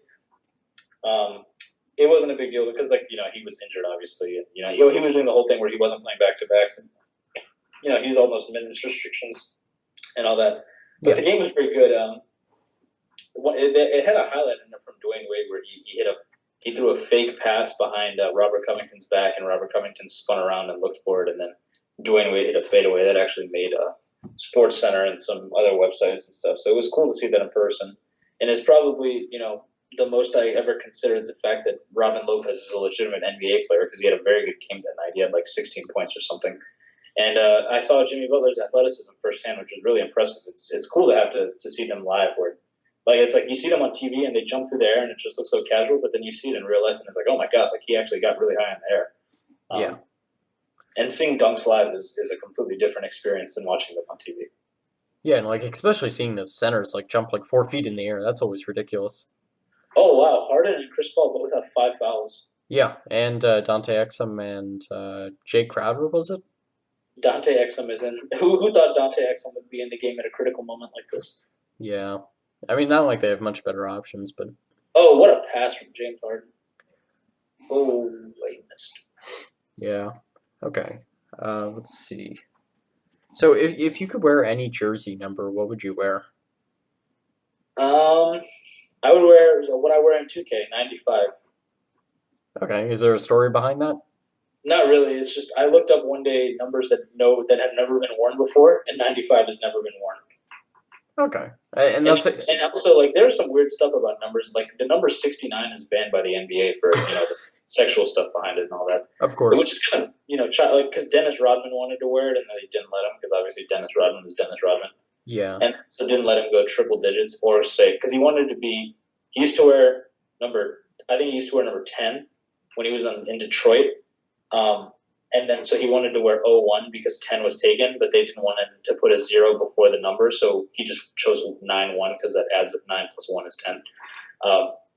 But I would wear 95, 74 because those numbers haven't been worn before. If I was to wear a number like that's more common or casual, I guess I would wear 41 in commemoration of my favorite player, Dirk Nowitzki. Yes. But I wouldn't do something basic. Like I wouldn't do 23 because everyone does 23, like Anthony Davis, Draymond Green, LeBron James, Michael Jordan, Fred VanVleet, all these guys. So Yeah, that's actually really interesting because I came up with that question, that was actually the first thing I did. I looked up all the players that no one has ever worn, and I looked up like most famous sports players in North America to have worn every jersey number. So I was disappointed because I thought I could find one jersey number between the four major sports that like no famous or like really good sports player had worn. They had worn all of them, so like that kind of sucked. But do you think they should start getting into triple digit numbers, especially for teams that like have retired a bunch of player jersey numbers? I know it's not so much a problem in the NBA when you only have like five players on the court at one time, but like when it's a sport like football or something, you have like you have 53. 52 players on a team, and so yeah, I mean, I don't really see why triple digits is such a big issue. I mean, like you allow 0-0, which isn't even a real number, so why can't you allow triple digit numbers? I mean, I don't know. I just it'd be weird, I guess, because for me personally, I feel like it would have to be an important person. It would have to be the first person to wear a triple digit number. Like, so like if LeBron wore a triple digit number, like that'd be cool because he's he's worthy of something like that. But I don't think you can just have some random guy come in and wear. Oh, hopefully Donovan. Oh wow, he made that layup. That's crazy. Yeah, and well, I guess you'll see in a minute, but Chris Paul just completely blew it on handling the ball. He just fell out of his hand and it went out of bounds. Yeah, that's a Chris Paul choke moment. Didn't list out. Okay, let's see, and okay, yeah, it looks like the Jazz won this game. Okay, Oh wow, maybe this series is more important than we thought. yeah, I don't know. The Rockets kind of went cold from free again, and that's how the Jazz got back into the game. But Just like we said. Oh look, there's Joe Ingles. oh, Jingle and Joe. Okay, yep, game over. Okay, cool. So did you like the change that the NBA made when they went from 9 timeouts to 7 timeouts, and do you think it had any effect on like player rest? No, I don't think it did. I think 7 timeouts is doable. I feel like if you have not like for me personally, I already feel like there's so much stoppage in play in the middle of games and stuff, and I really don't appreciate it and all that. I mean, I just feel like having 9 would kind of just make it excessive because you already have those kind of cheating timeouts where like the when the refs are going to like replay monitors and stuff and they call that the free timeout because you're allowed to like you go and stand by your bench and then the referees use the timeout. They use the time while their referees are reviewing the play to actually draw up plays and stuff, which is like it's literally it's you get the same effect as the timeout without having to call a timeout and waste one of your timeouts and stuff. So I think having 9 plus all those additional mini timeouts and stuff would kind of just make the games drag on more. So I personally don't have a problem with 7. I think it's good right now. I just think it'd be better if you watched if we were able to watch games where more coaches were conscious of their timeouts because you just think of certain situations that I've watched in games, and it's like wow, like this game would be completely different if that coach just hadn't used that timeout earlier. You know, I just think I think it's extremely important to have a coach who's conscious of how many timeouts you have because there's some coaches who just don't care about them and don't value them at all, and then you have great coaches like Brad Stevens who value the hell out of them and always use them at the right times. Yeah. Okay. That's one thing Toronto is actually not that bad at. Toronto is always very good at making sure the team has a timeout. He is very good at that. Yeah, we can give him some credit there. Okay. So, all right. Do you think that they should have TV timeouts then, or would you want them to just get rid of them if they found a way to like? Oh, here. What about this? What if they got rid of TV timeouts, but they brought it back up to 9 timeouts? I'm sorry, say it again. So what if the NBA made a rule where like no more not team, why am I saying that? TV timeouts anymore. So like no more stoppages, just so like they can get a commercial in, and instead brought the timeouts back up to 9, so like they would get those commercials back then. Oh yeah, that I guess wouldn't be that poor of an idea. I mean, I just kind of think that there should be more done to improve the fluidity of the game because, like, the Hacka rule, whatever change that they made was actually really helpful. I think because, I mean, um, I just think about I mean, because when I think back to games that I was watching in like 2016 versus games I'm watching now, like the fluidity of the game really does seem to be improved. And I just think as long as the NBA keeps doing things that'll benefit that, then I think it's in good shape. Oh yeah, especially if you're watching like a Clippers game. Like I just remember one time watching like a Clippers versus the Rockets game, and it was literally like a 3 hour game because like they were just constantly fouling the centers, and it was ridiculous. We're a poor DeAndre Jordan. I think they lost a playoff game as a result of that. I remember watching that actually. That it was a game 7 against the Rockets and Clippers, and DeAndre Jordan just lost the game for them because he kept missing free throws. Yeah, no, and it was becoming a problem. Yeah, there's a point where like you are need to make sure that they're actually making their free throws, but when it's affecting the game that much, so that like basically the game comes down to can they make their free throws or not, like it just takes away too much. Okay, I agree. so do you like Popovich's style interviews where he's just like a dick to the reporters? I really don't mind it. I mean, I feel like at this point, it's like he's so accomplished to this point where and I'm not saying being accomplished is gives you an excuse to always be like a jerk or anything like that, but it's like I mean to a degree, like his points are pretty valid. Like it's like exactly what he's going to say, but they just repeatedly ask him the same question. So sometimes he gives them an attitude, and sometimes he's playful about it, and But I just think Popovich, it's really just is a part of his personality. Like he really is really brash, and he's really, he's snarky, and he's not like one of those entertaining, nice guy, goofball guys that you just want to talk to and have a good time with, like you do with like Steve Kerr and like stuff like that. Like Steve Kerr is always smiling and happy and like talking on the bench and eating candy and all this stuff, and he's just chilling all the time. But like Popovich is more serious, more no nonsense, and I just feel like rather than scrutinizing it so much, it'd just be better if I think it's good that all these different coaches have different personalities because like you see D'Antoni and he's kind of a silly guy too, and no one's afraid to ask him any questions. But I just feel like if every coach was all happy-go-lucky, happy all the time, it'd be kind of like, oh, like why are all these coaches like this? Like, can they just not have a personality? And I think Popovich kind of sets the stage for like people like for coaches who are more introverted and stuff like that. So I don't think it's a huge issue. I mean, obviously there are some instances where he could just be nice for once, but I think that goes without saying, like in any situation, because obviously, in my opinion, there are also some coaches who are just nice all the time and just you'd love to like D'Antoni is a good example because they asked him a question about the playoffs and he was like, oh, even if we don't do well in the playoffs, like this regular season was a great success. We won 65 games, and like that kind of happy-go-lucky attitude is kind of annoying if you're looking to a team that's like no, like you should want to win a championship and stuff. And I think Pop does a good job of relaying that that's always his goal and that he really just wants to win. And I think all of that is conveyed through his attitude. So I don't think it's a huge issue. Okay.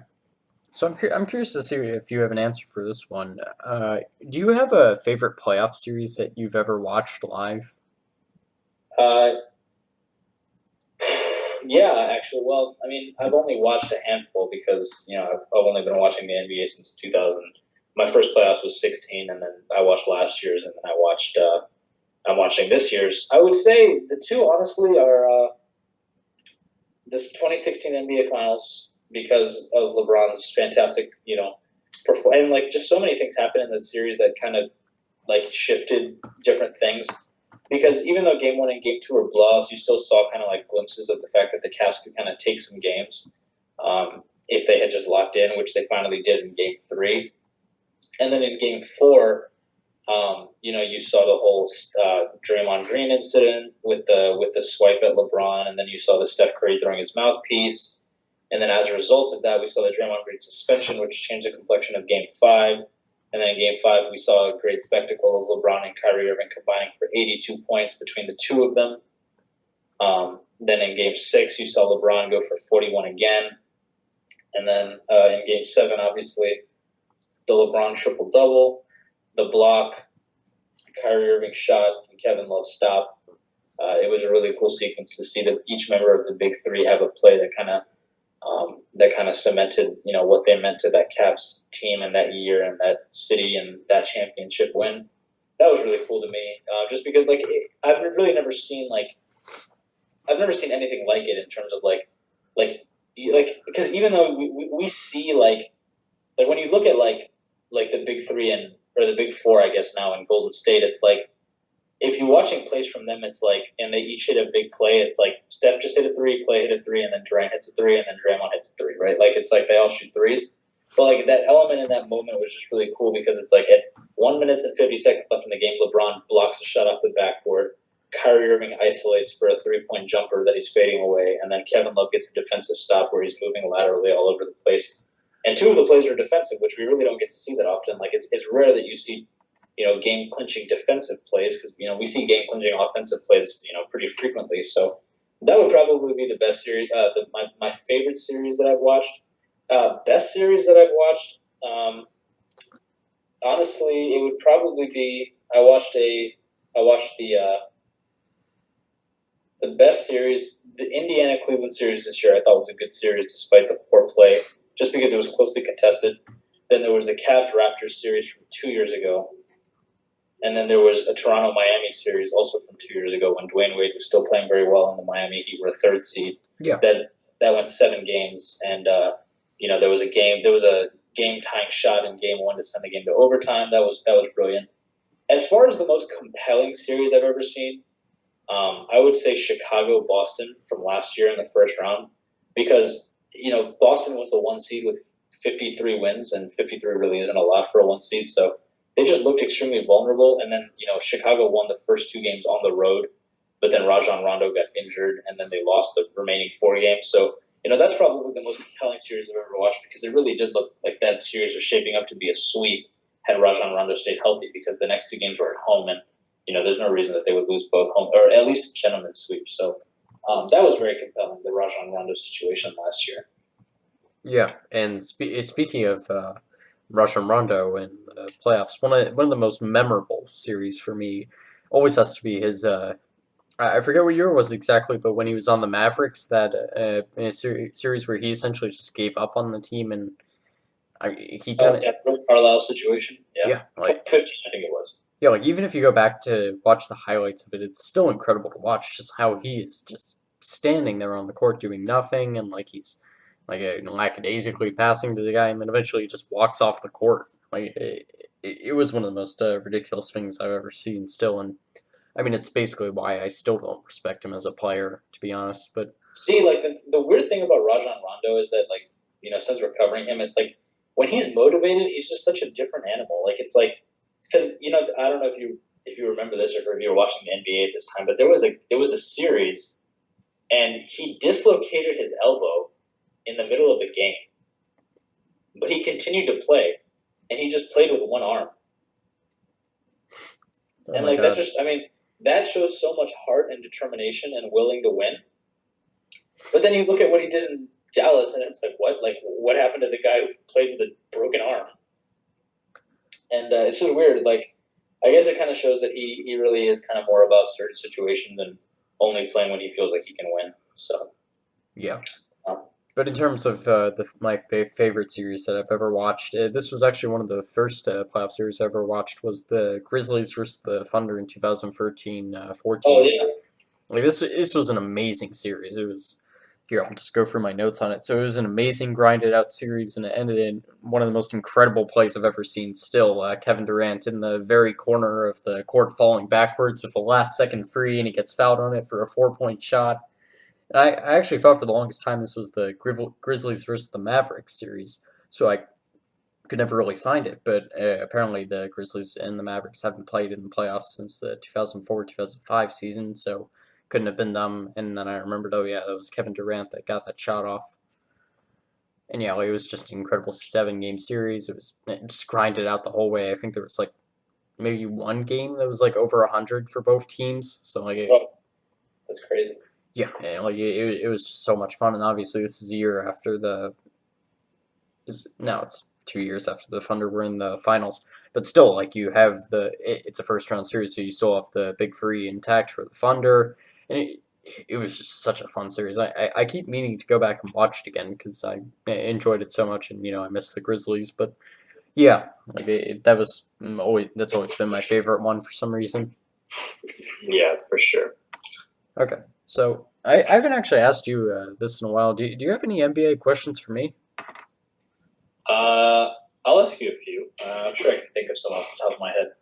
Um, do you think the Bucks? Do you think the Bucks will be a legitimate threat to the Eastern Conference with the rise of the Celtics and the Sixers in the next few years? I think Uh, it's an interesting topic because Giannis is obviously a generational talent. I think, but it's weird because you see him underperforming so much and him and his team for that matter underperforming. It makes me wonder like, are they kind of going to be the team that's left behind, or do you think that they'll actually be able to maybe beat one of those teams?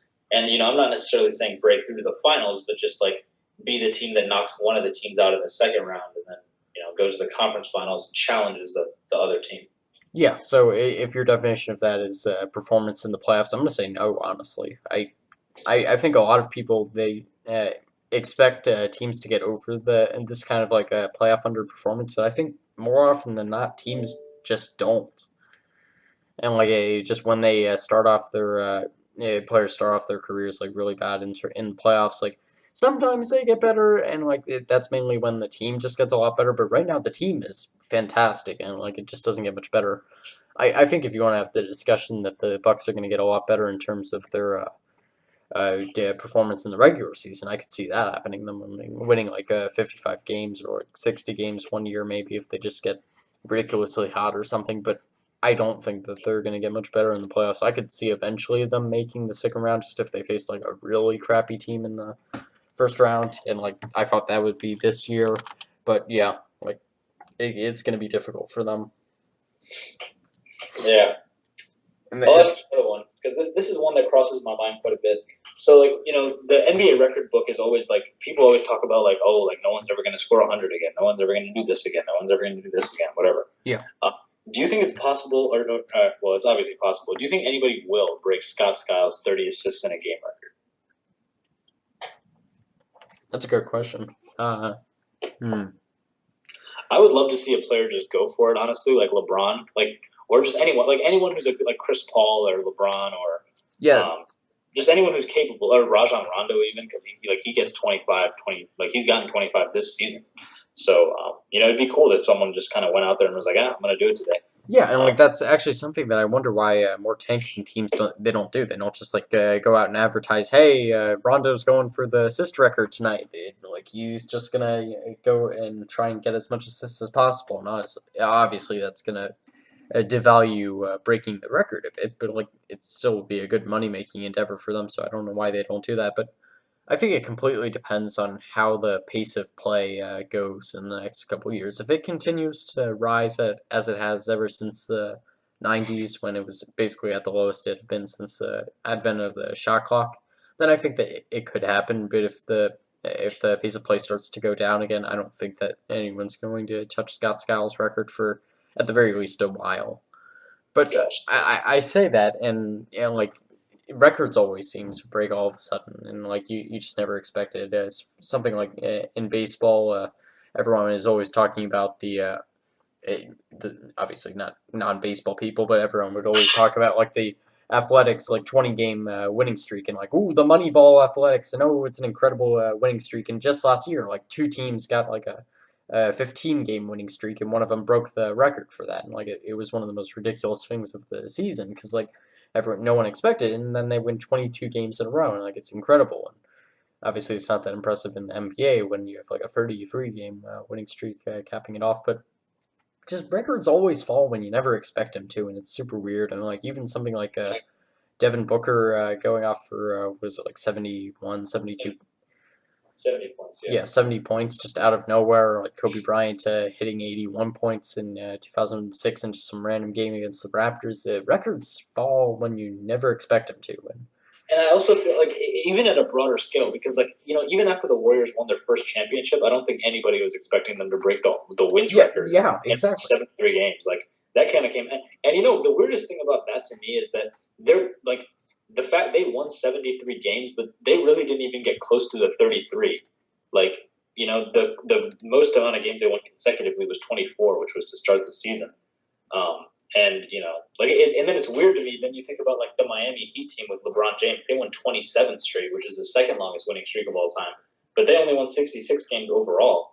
So it's just it's weird to think about the game in stretches and stuff like that. But yeah, records are always a fun thing, I think. And I think it's a cool thing when they get broken, especially when it's like the rightful person to break them breaks it. Like I remember when Steph Curry finally broke the record for most threes in a game, and like I was so glad about it because I was like yes, like that is your record to break and that is your record to have. So like you should do that because Kobe Bryant held the record with 12 in a game for the longest time, and it's like why does Kobe Bryant hold that? He's not even a good 3-point shooter. So Steph Curry having that record was something that I enjoyed. Yeah, I can definitely understand that, and I think that's a good place for us to stop. I mean, just for any listeners who are curious, we actually decided to record an hour later than we usually do, so hopefully we don't sound any more tired. Usually we do a 7 to 10 to 7 to 10:30 slot. We decided to do an 8 to 11 slot because, we wanted to stay up late, I guess, and I don't know, I guess we're kind of feeling it. So, yeah, that's about all we have for the NBA this week. So if you guys enjoyed listening to the podcast as much as we enjoyed talking on it, make sure to hit us up on iTunes and give us a 5-star review. That would be great. Just tell us in a review what you like about the podcast. Throw in a couple questions if you want to. That'd be cool. Hit us up on YouTube at Topical, Rationalizing the Monkey Brain. Give us a subscribe. Hit the bell, because why not? Seriously. And then give us a comment.